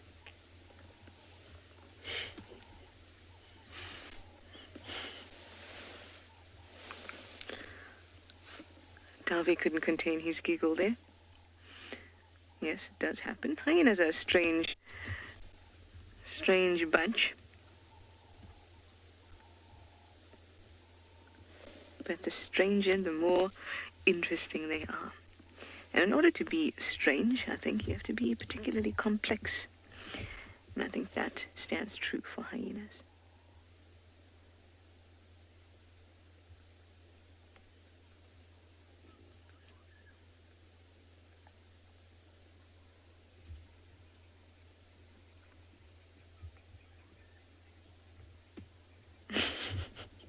Everyone's laughing with Darby now.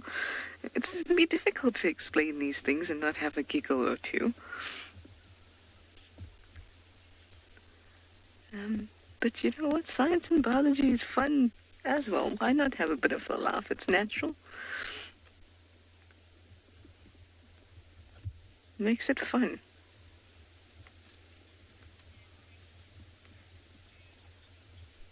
Evo, you say hyenas are wonderfully strange. I think the most wonderful of the strange. Okay, everyone, get your giggles under control, because we're going to be able to see the two little cubs with their penis and pseudopenis fully erect. when they come out to greet Ntima. They've already started to pop out a little bit, and I could see that they were erect. But let's have a look, because we're gonna see for sure we have male and female.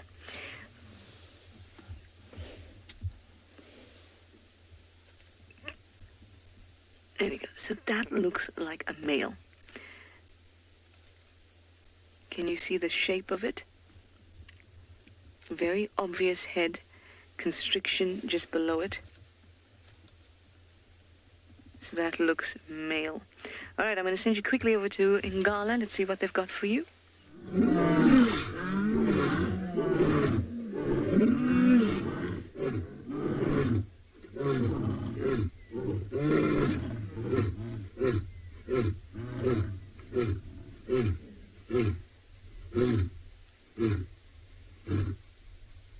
How insane was that? Crazy! Listen. So the other half of the lions started roaring, and then these ones replied. Sham, I think I might have scared FC guys. I'm sorry, I was just really excited. Thank you for your work. But that was crazy. Like, it all just happened. You see, some of those little ones were roaring, the Ross male, the females, everyone just got involved there. And as they finished, it starts to rain a little bit. It's like they just scared the clouds into watering. But now, so that was the first time in the last, probably 40 minutes that the other half of the pride vocalized that they roared. So it could be that they're wanting to join up now, for real. I don't know. But that was still insane. I mean, to have, I've counted 12 lions here. There's 11 in this little group right here. To have 11 of them roaring. Oh, listen.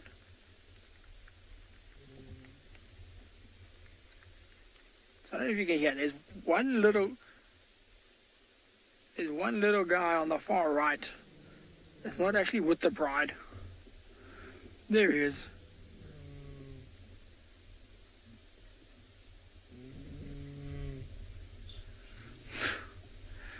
But he's just been roaring by himself for the last 10 minutes.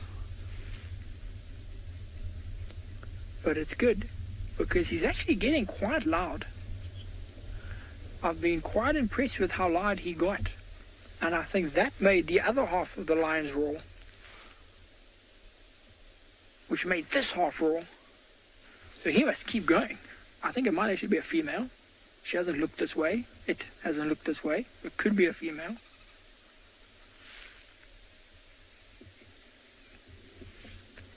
But that was crazy. That, what you heard as you got here, that is why I love working in the bush. Just for that. Seeing the lions is awesome, but hearing them, all of them roaring like that, is, you cannot get better than this. It is just mind-blowing. Like, my body's got little goosebumps. I got little shivers from hearing all of them roar.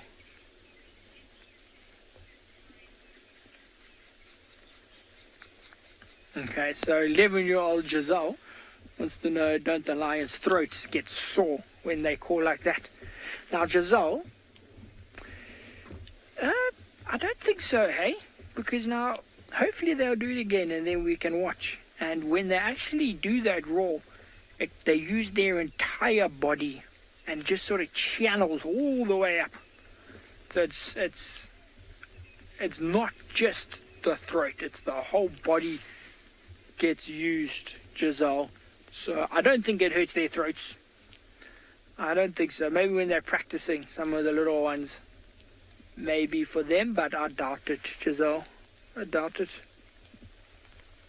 But while you guys were gone, there was this one lonely, very brave impala that came to drink at the waterhole. Came down from the other side where the elephants were, and it sort of came down and it made it 90% of the way. And then it saw the lions and it just stopped. And it froze. Then some of the lion cubs, the youngsters, looked up and saw it. And then the impala called a couple times. But then he actually went down and he had a drink.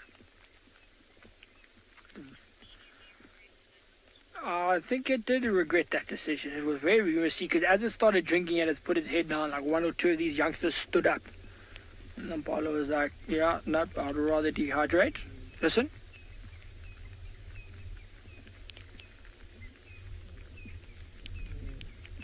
I think they might call again.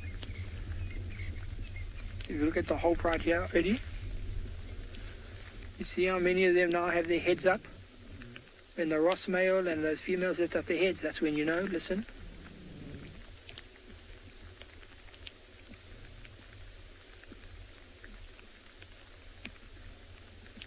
The anticipation. It was just a young one that was calling now. It was just that young one. But see, he got loud enough to sort of excite and catch the attention of all of the adults. And it's actually very impressive. We were talking about it earlier. Sorry, Jody, look at the white female. She's stalking the lion that's roaring. Look how low she's going behind it. I think it saw her. But she was stalking it. Oh.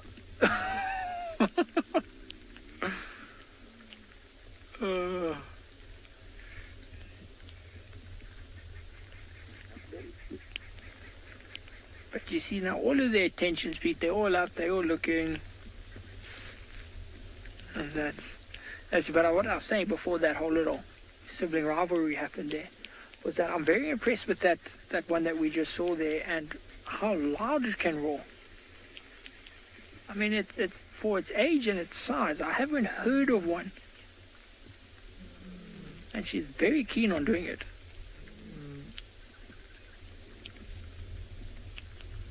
I mean, she's getting extremely good at it.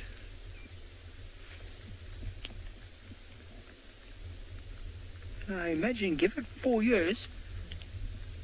When she's big like these other females.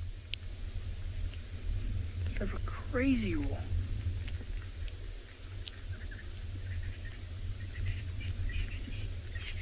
I can still see a number of their heads up. Butterfly, exactly. That was lion power. 100% butterfly. You guys can't see me, but my head is on a swivel here. I'm looking left at all the lions to see who's calling and who's doing what, and then I'm looking right to where the other half should be coming from to see if I can see them walking down the road towards us. But so far, there's nothing happening on the right. But the fact that it is getting later, it is getting colder, it is getting into more of lion's active time, that you wouldn't tell by this Ross male, and that the fact that they're roaring, there's going to be movement soon. And a lot of this sort of job, this guiding,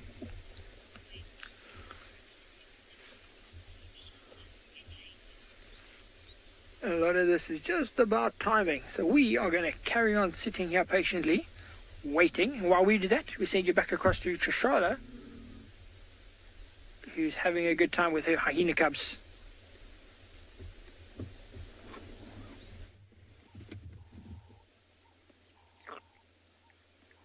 How awesome to hear lions roar. What an iconic sound of the bush. Another iconic sound is that of the whooping hyena. Well, these little ones won't whoop just yet, but I have seen about a 6-month-old start to whoop. It's the cutest thing. It's not quite there yet, but it's definitely trying. So we have a few more months before these guys start to attempt it.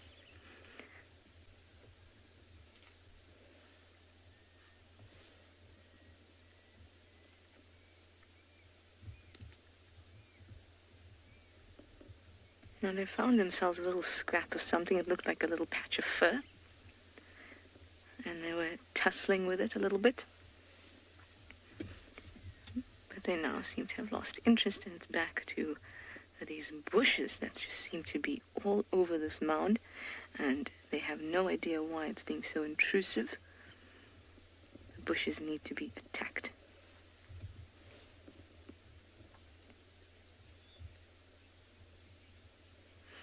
Lovely, the lions are roaring again. Let's go back.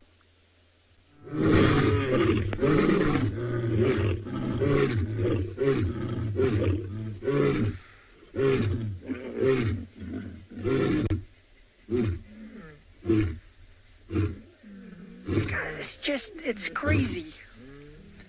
They're not calling at the right times.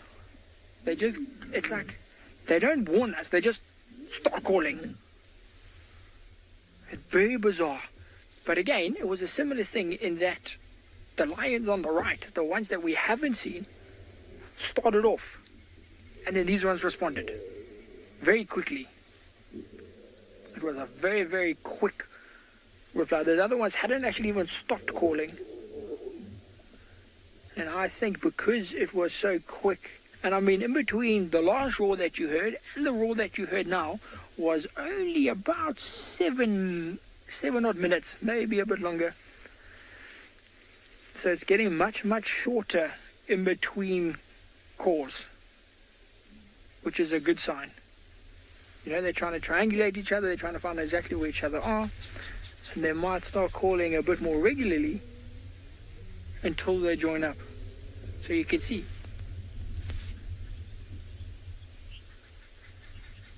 Yeah, no, Harry, you definitely awake now. You can't doze off when this is happening. There's no dozing off. I mean, there's some incredible stuff happening. There was another cub, a different one, that was calling now, but he's now flopped over and gone back to sleep. But that's how quickly this stuff happens. You know, TRISHALA at that hyena den. You know, you can sit there and nothing happens, and then suddenly another hyena comes, or the cubs start jumping around and playing. And there's no sign, there's no warning sometimes. They just stop being active. They go from fast asleep like this, or sleeping, to suddenly all roaring and playing and having a great time. And it just changes. You know, generally lions, they do have a bit of a warning. They will yawn, they will groom each other, they will groom themselves. Okay, so it sounds like Tswalu's got an aardvark. This day is just incredible.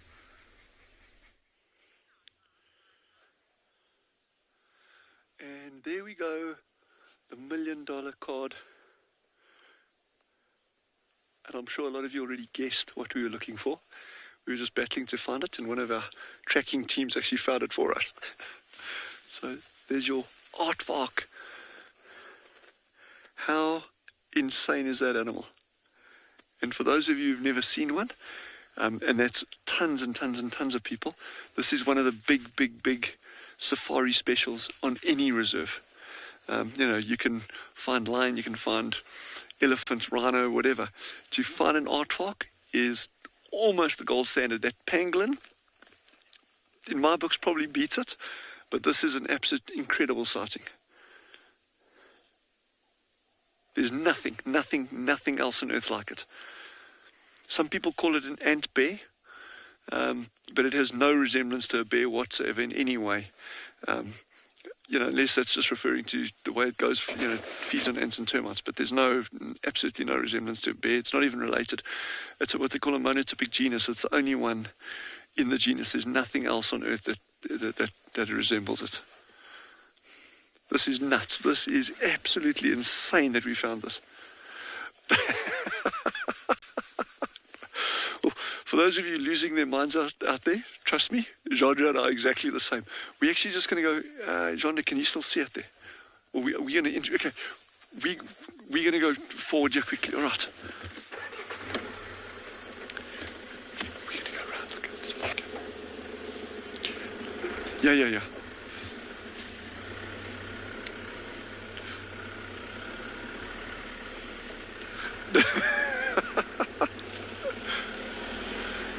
Kruger, right now I might burst into flames. This is nuts. This is absolutely. I'm running out of my normal set of expletives, so I must be careful.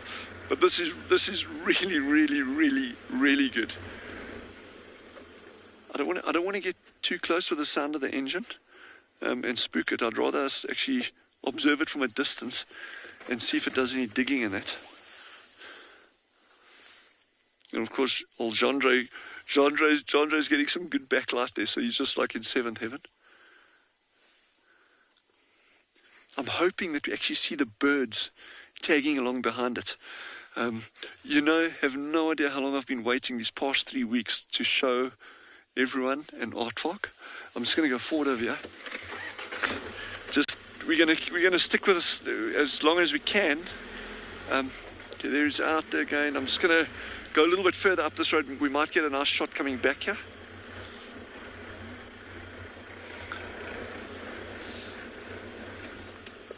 Okay, I'm just gonna go further forward here. So they'll typically be foraging in winter at this time. They're feeding on ants and termites. That's it. Okay, I'm just going to get into this gap over here. Hold on. He might come out. And... okay, just right there he goes. There he is. Oh, look at that.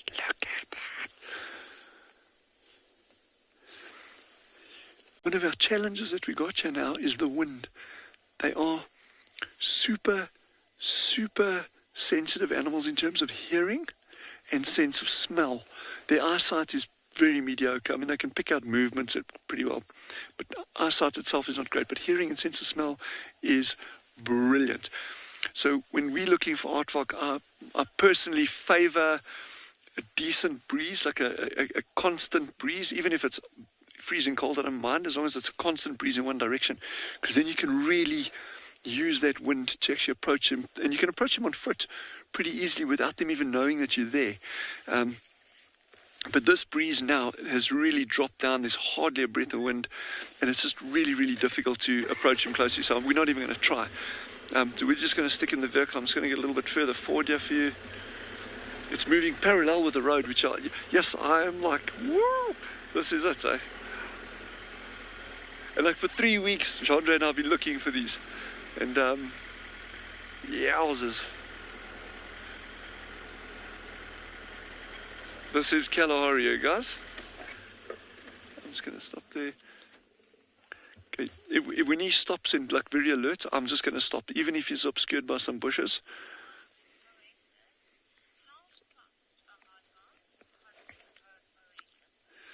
So Public Oasis has just asked, how fast are aardvark? They've got such an incredible turn of speed on them. So if we were walking, for instance, and he picked up wind of us, some tend to be more relaxed than others. They've got their own personalities, like everything does.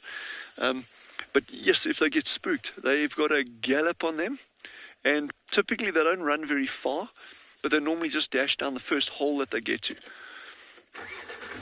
And they've got a super good knowledge of their entire environment, so they'll know where all the big holes are that they can escape down.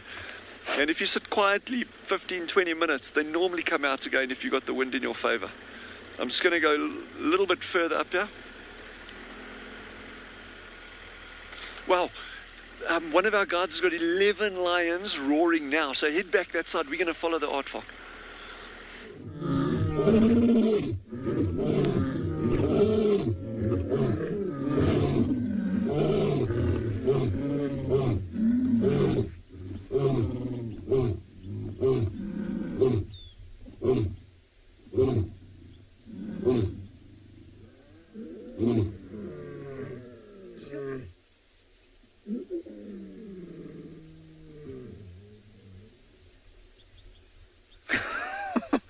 I don't know what to say.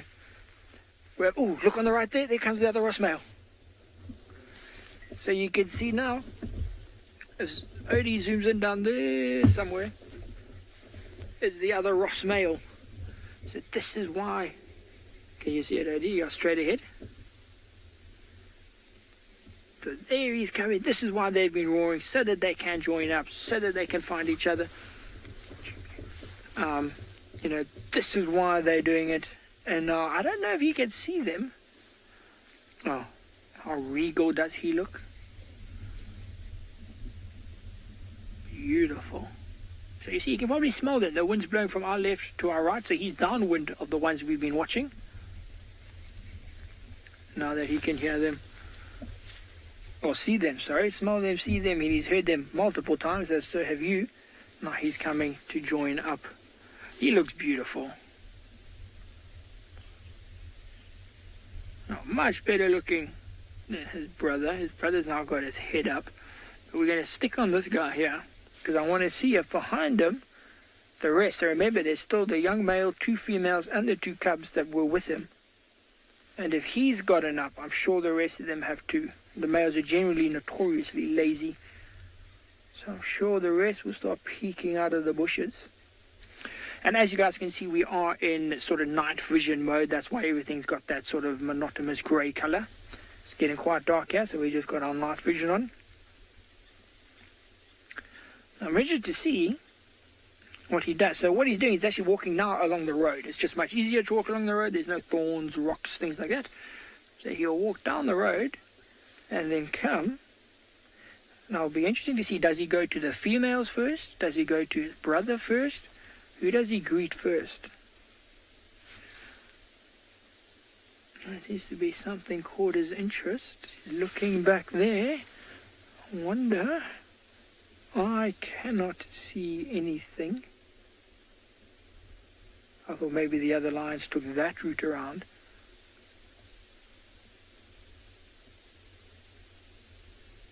So I was just trying to listen. I thought I heard some calling.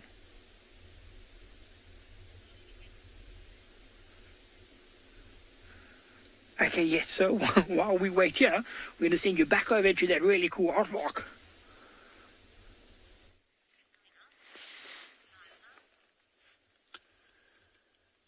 So we've just been tagging along. He's kind of moving diagonally away from the road, but very relaxed, very slowly. And we've actually got some ant-eating chats. At the meerkats this morning, I mentioned the ant-eating chats. Are they following these burrowing animals? There's actually one that's just come in there. You'll see these little black and white birds pop up every now and again behind him. This is amazing. This light is amazing.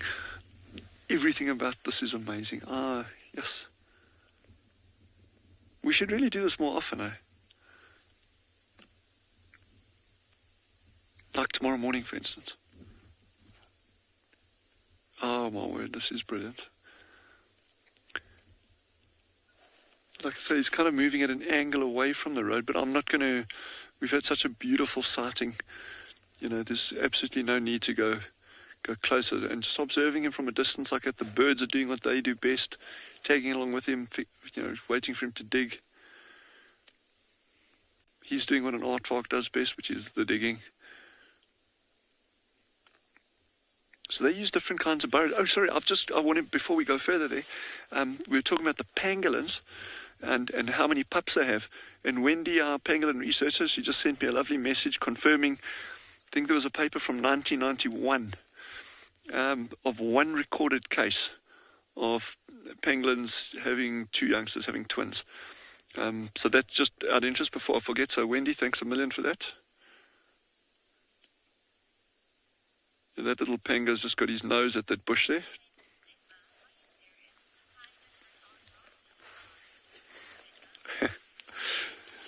Zephyr, we are being serious. A pangolin and aardvark in the drive. I promise you, even for me, this is brilliant. This is like, you know, we are... I don't know what are we going to do tomorrow.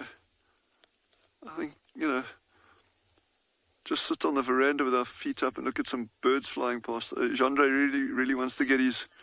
Yeah, a unicorn maybe. Jandre just really wants to get his bird list up a bit. So we'll try help him with that bird list. I'm ecstatic. I'm over the moon. Yep, Jandre helps me a lot with a lot of the LBJs. He's very, very good with the small birds. Yeah, the ones I battle with. Yes, guys, I'm just so pleased that we were able to share this with everyone and that you were all like watching. And so the very funny thing, let me tell you a funny thing about this with our comms that we've been, challenges that we've been having.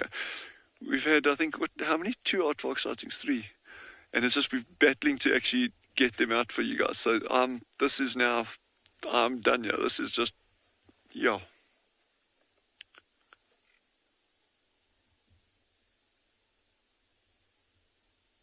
Africa, Africa.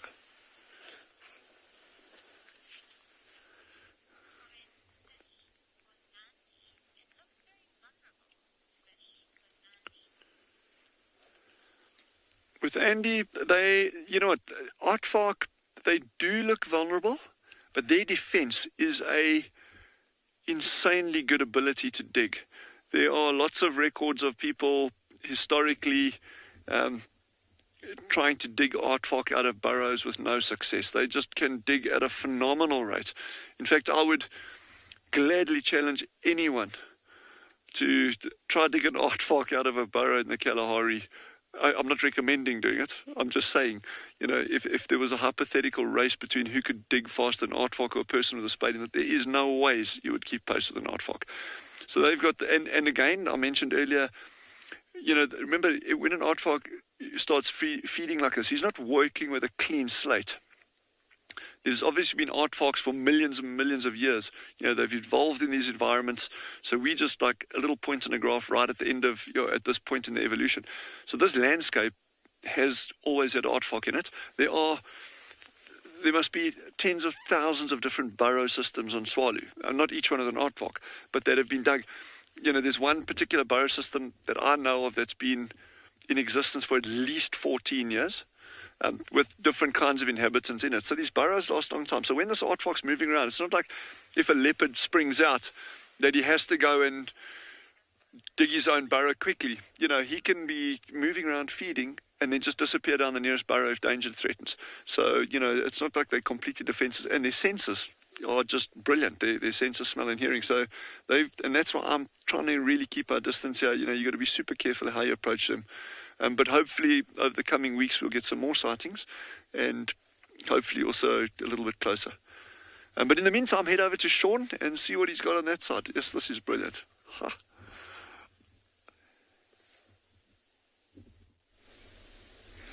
Okay, so that you can see in the screen there is the Ross male that we saw walking up to us, well, towards the rest of these lions. So he's now, looks like he's going to go down for a drink. Now we had one female that followed him. So she's already passed him. She's already gone down to the water. I think she's going to drink, most likely turn around and come back up to us. So we're going to stay exactly where we are.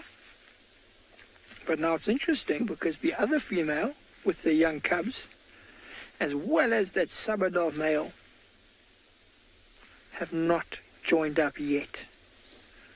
Not yet. I still think they are going to. They just look at that reflection in that Ross male's eye. So that Ross male never actually came to the pride here. He didn't come and greet anybody. He scent marked on 2 occasions on his way in here. And then he headed straight down there towards the water. But you must also remember, we did see the rest of these ones drinking. So they've already had their drinks. Maybe this guy, he hasn't had a drink yet.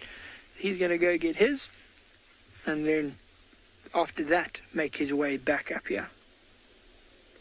But it was interesting because both times that second Ross male scent marked and marked his territory, the dark man one that's been with us did the same thing. He stood up and he marked his territory. I think he didn't want to be outdone. You know, he saw his brother doing it, so he was like, I'm actually the dominant one. I'm going to do it. Imagine the little behavioral things. You know, it is constant. We were talking about King of the Bush and that sort of thing earlier. And, you know, even brothers like this, you know, who are in a coalition, they help each other most of the time. There's still a lot of competition between the two of them over females, over mating, over food, and just over dominance within a pride. So if one sees another one doing something, you know, he'll try and copy or do it better, that sort of thing.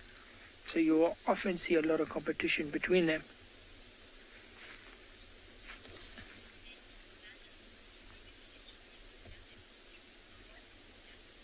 Nana, yes, so many interesting dynamics in the pride.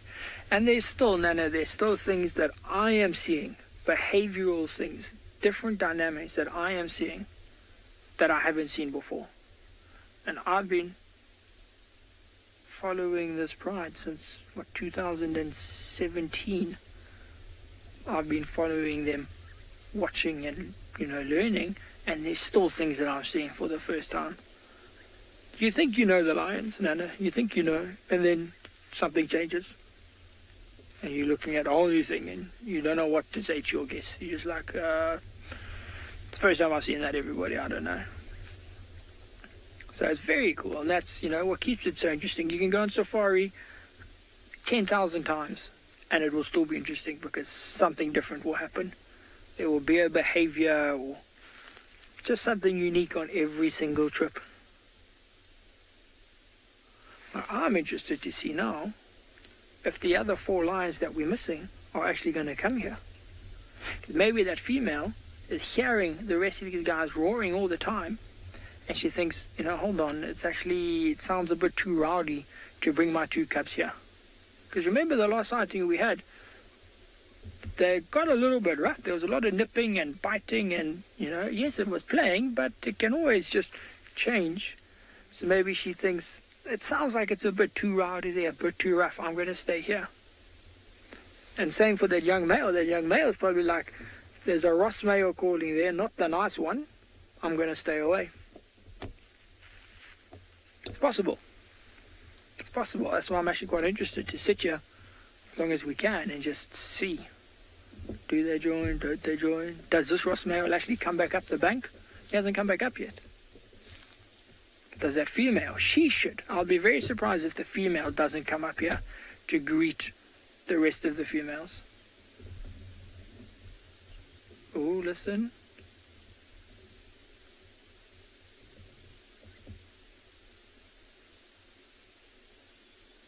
I don't know if you can hear that, but somebody was roaring. One of the ones down near the water. You saw all of these females on the left here. These are mostly adults on the left here. They all lifted up their heads. Okay, so apparently you couldn't hear it, but you can see the reactions. And quite often, that's what we rangers look for. You see the reactions of something, and then that tells you, oh, something's going to happen. Like those elephants. We saw that they were unrelaxed. We didn't see the lion, but we saw unrelaxed elephants. And we thought, okay, let's see. This is where the lion should be. Let's see what happens. They trumpet, we found the lion. You saw this lioness now lift up her head, and then I stop and I listen. And then very faintly sometimes you say, okay, there's another lion calling far away. Because their senses much, much better than ours, and they can hear things before we can hear them. Sometimes we can't even hear what they're hearing, or they're smelling, or they're seeing something that we can't, especially in this light now.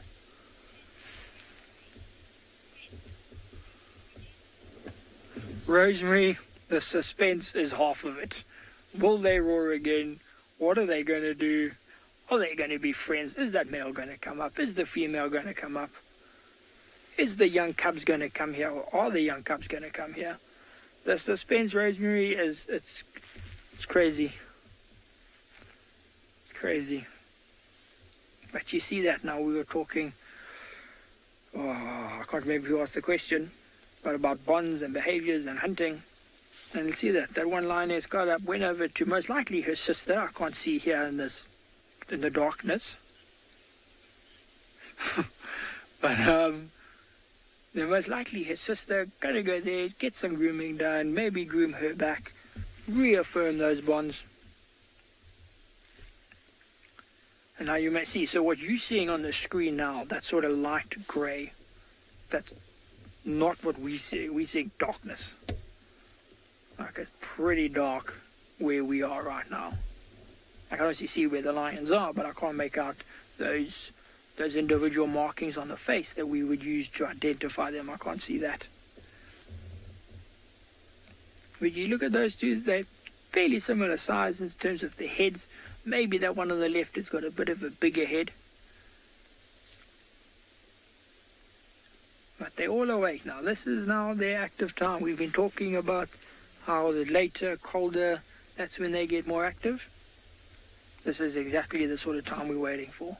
And because of the cloud cover and the wind and the rain, it means earlier activity because it gets colder earlier on. And these animals do get cold. You know, yes, they got the fur and they got the manes and they got sort of those things to keep them warm, but they 100% feel the cold. Very often here, off of our eastern boundary, there's a tar road. It's like everyone knows what tar is, a tar road. And obviously it's black. And that black tar holds the heat of the day a lot longer than, say, the grass or the sand. So very often, if you come here in winter, you will find lions, leopards, hyenas sitting on the tar roads, trying to get up, try to get that warmth from the tar. So that shows you that these animals do get cold. They do feel it. We saw them lying in the sun the other day, also just trying to warm up.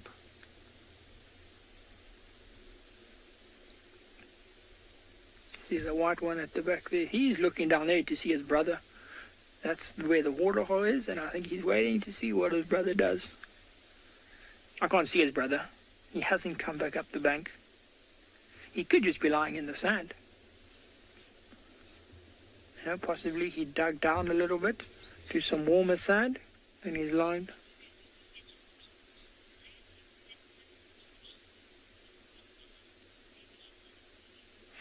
Okay, so we are going to sit here patiently and see what happens.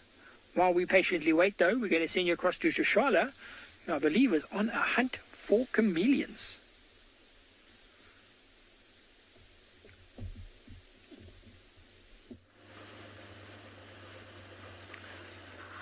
You know me so well now. I am also looking for a leopard to top off our spectacular drive. No clues just yet, but you know, if a chameleon happens to be around, I will, with pleasure, show it to you. With absolute pleasure. It's been a stunning drive. Dylan has had an amazing afternoon. He's had some amazing sightings altogether since he's joined us. So tomorrow evening at 7 p.m. South African time, we're going to have an Instagram live chat. So Dylan from Tswalu and I are going to be chatting a little bit, talking about his sightings, a little bit about himself, all of that, and get to know Dylan a little bit better. And if you're following the WildEarth page on Instagram, you'll be able to watch. So pencil it into your diaries. I'm sure it'll be great. I'm sure he'll have lots to say about his sightings and his experience doing the drives with us.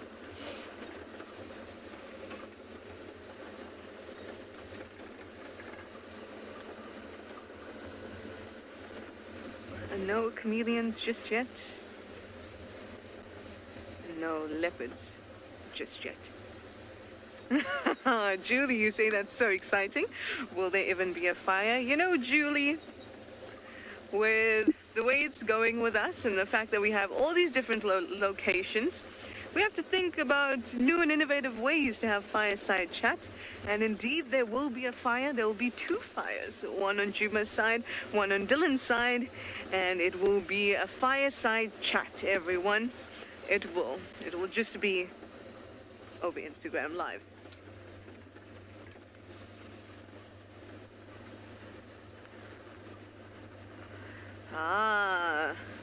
Important question, Emma. Emma says, well, who will have marshmallows? We'll just have to see. I don't think I have marshmallows at my disposal. And I don't think you want to hear us talking like this with marshmallows. But we'll have to see. I'm sure Dylan has marshmallows.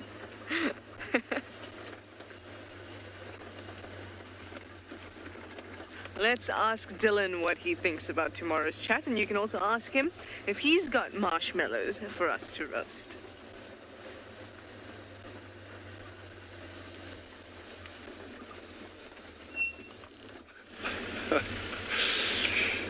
So yeah, Trish and I are meeting tomorrow night at a live fireside chat, or a fireside live chat.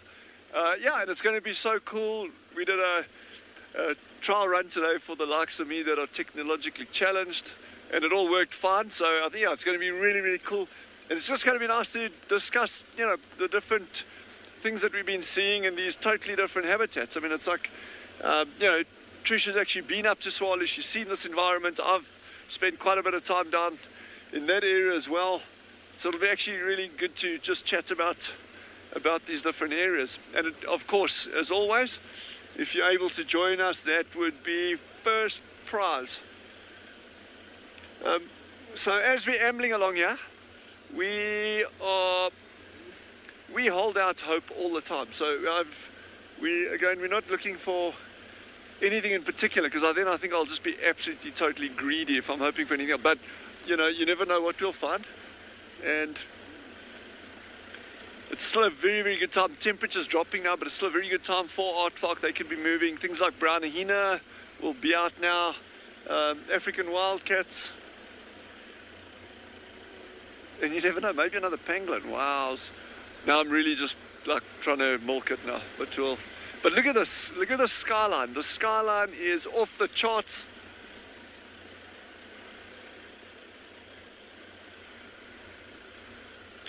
MG has just asked, are there any caracal on Tswalu? And yes, we do have caracal.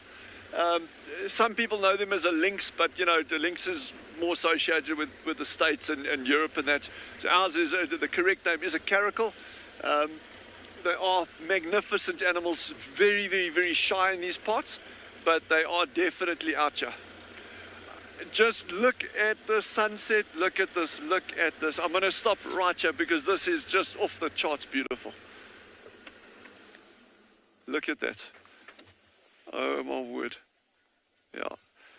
This is Africa at its absolute sublime best. Kalahari full on.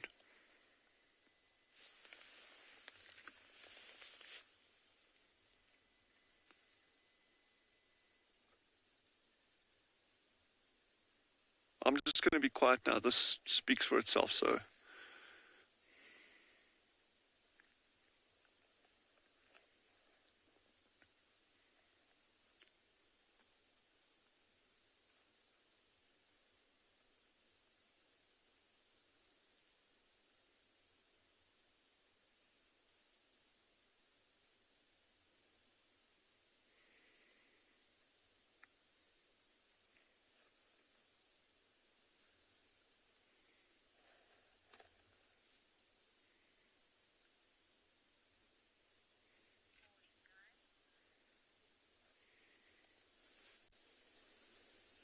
It's going so fast, eh? Look at that. Genre and I, we're gonna sit here until that sun's gone, so if you want to join us, please, it'll be amazing.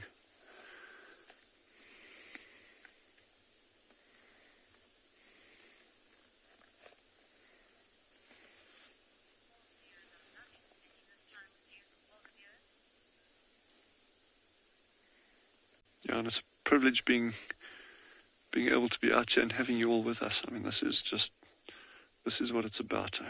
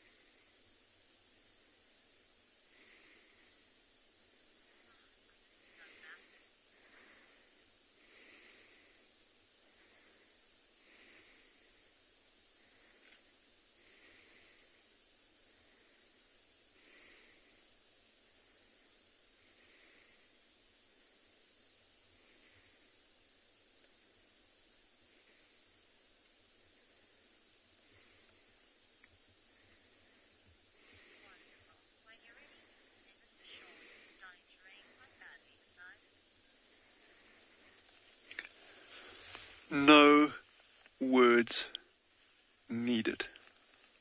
Point. It was incredible. Head over to SHAUN in the pouring rain.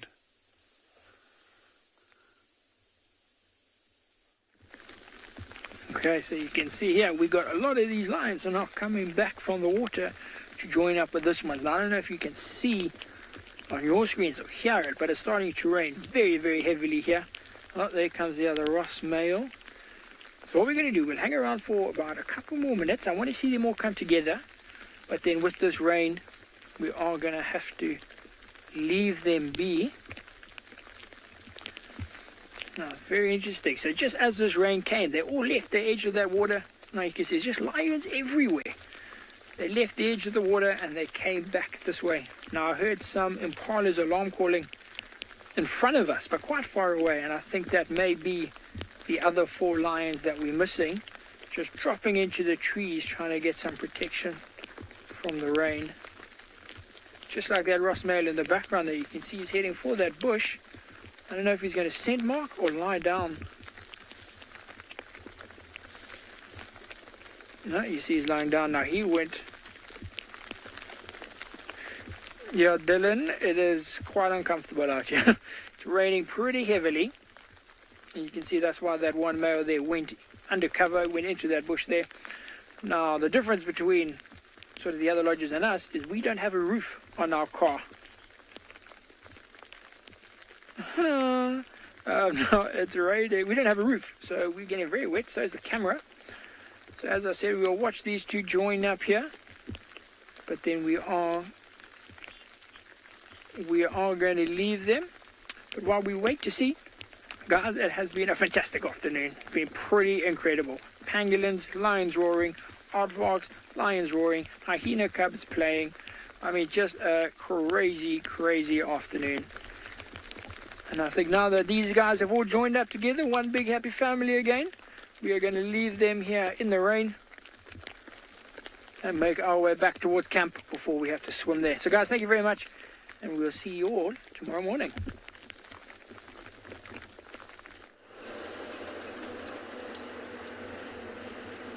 Thanks, Sean. Well, what a wonderful afternoon. It seems to have been from all across the continent, or should I say South Africa. Pangolins, aardvarks, lions roaring, and I was able to bring you lots of poo. So I think I've brought my side of the history together, side of the content.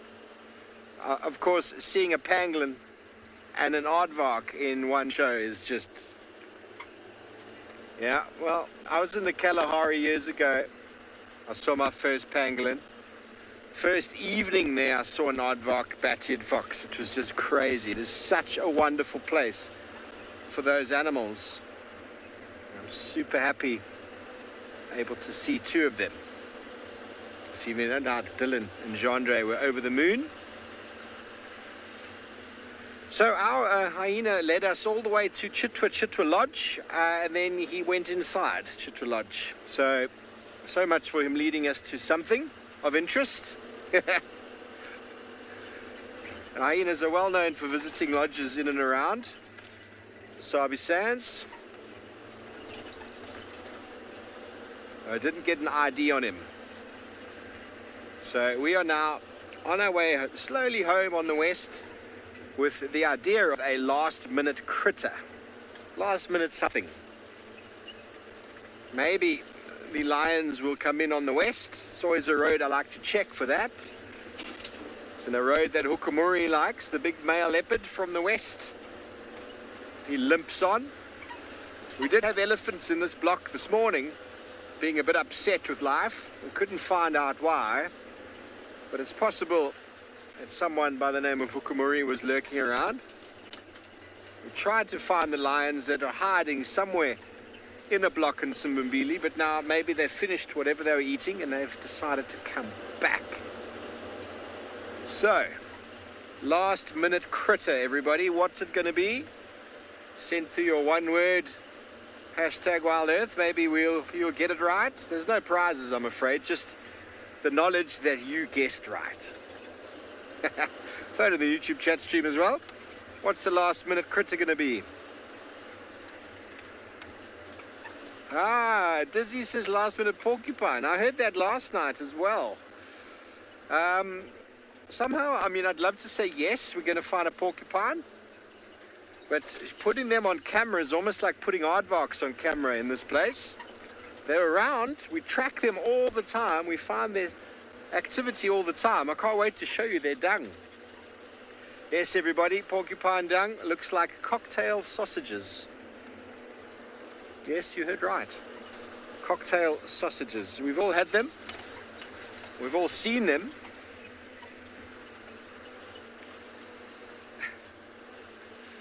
Fleur de Lizzie, you reckon a scrub hare? I got that challenge last night to find a scrub hare, and we found one, but it darted away. Didn't provide us with an image. So maybe a bronze-winged courser or a spot thickney. Those are two birds we're commonly seeing on the roads at night. Also a nightjar perhaps, or a genet. It's going to have to be live because the genets just run. I think I've had a genet every night this last week, but it's like that. They are in and out. And if you don't happen to be live, even the other day we were live, we didn't catch it. So, last minute critter. This is the junction I love to check.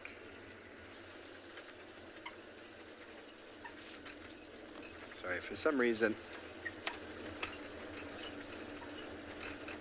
Okay, my comms have gone really, really low, but I believe TRISHALA has found herself a last minute critter.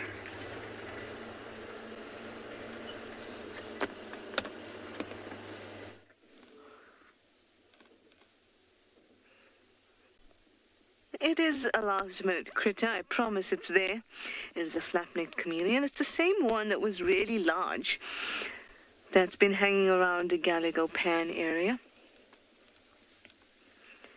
But he's tucked in so close to the actual main stem of this magic quarry that it's very difficult to spot him. Nope, you can only just see. There, Darby. There we go. Are you shaking in your boots, friend? Yeah, it's cold. At least it's been a couple drives now where we've seen this chameleon. In the same bush, and they'll tend to do that. They're territorial. If there's a particular bush they like, they will stay in it.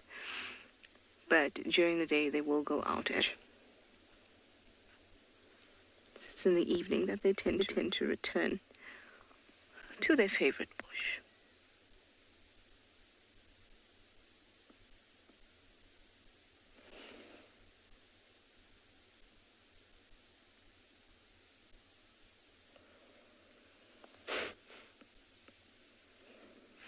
Sharon, you say the chameleon must be on my payroll. Sharon, the chameleon pays me to give it exposure every day. That's the story I'm sticking to.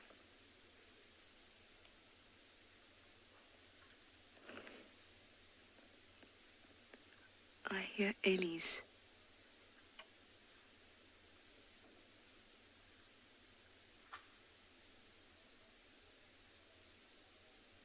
Did you hear that?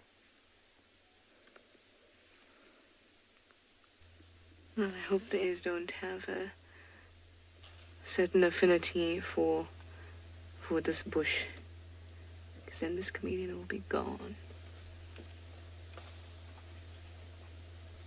Let's move ahead a little bit and see if we can see these eddies. I can hear the branches breaking nearby, so hopefully we'll be able to catch up with them.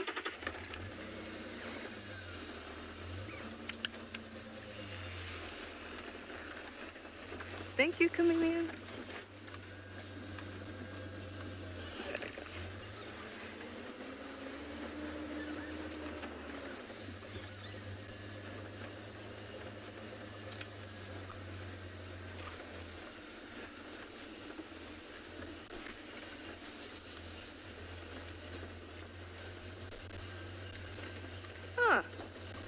last minute everything has a last aardvark, so let's go over and see it.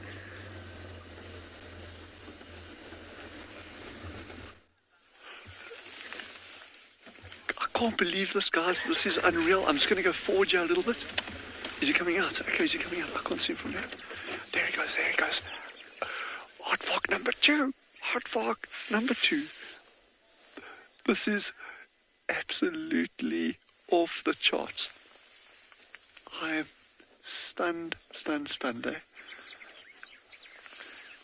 And this one is full credit to Jandre. He spotted this one. This is, oh, wow. So you see how important this time of day is for spotting them. You know, you can go out at night as much as you want when it's freezing cold, and you're very unlikely to see an otter in our environment. Oh, yeah, I'm not saying in others. In Kalahari, this environment,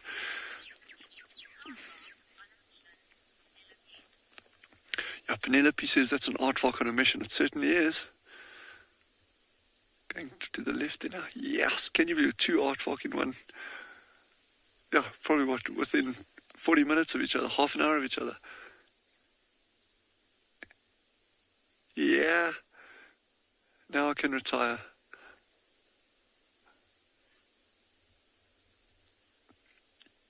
Yeah. Yeah. I'll tell you what, if I can do another safari with you all tomorrow morning, then I won't retire. Is that a deal? Unless you want me to retire. Yeah, then, we can look at options.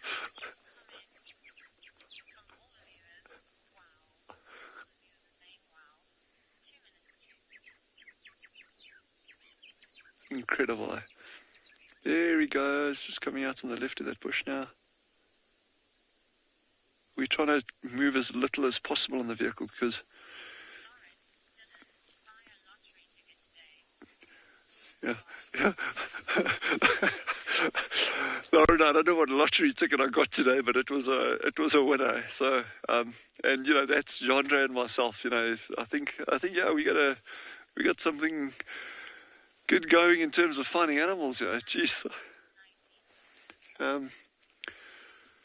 Yeah, it's been an exhilarating day. I don't have too much to say other than that. What we've seen really speaks for itself. And I think the thing for me that I can just really highlight is you never know what you're going to find. You can put in as much effort as you want. Sometimes it works, sometimes it doesn't. But it's just the fact of being out there is what's giving you the opportunity of finding stuff. If you're not going to put in the hours, if you're not going to put in the time, if you're not going to put in the legwork, you're not going to get something, unless it really just falls into your lap. But the more time you spend out, the luckier you're going to get.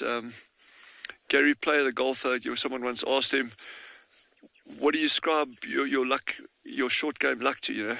How why are you so lucky with this? And he just quite simply said, well, I find that the harder I practice, the luckier I get. And this is what I found out here. The more effort you put in, the greater your rewards. And hey, sometimes it works, sometimes it doesn't. It's been so amazing having you with us all. And that sunset, off the charts. Just sitting on a dune like that and just watching, there's just nothing better. Please have a great night rest. Join us tomorrow morning and tomorrow night as well for our live chat. Thank you. Ciao, ciao.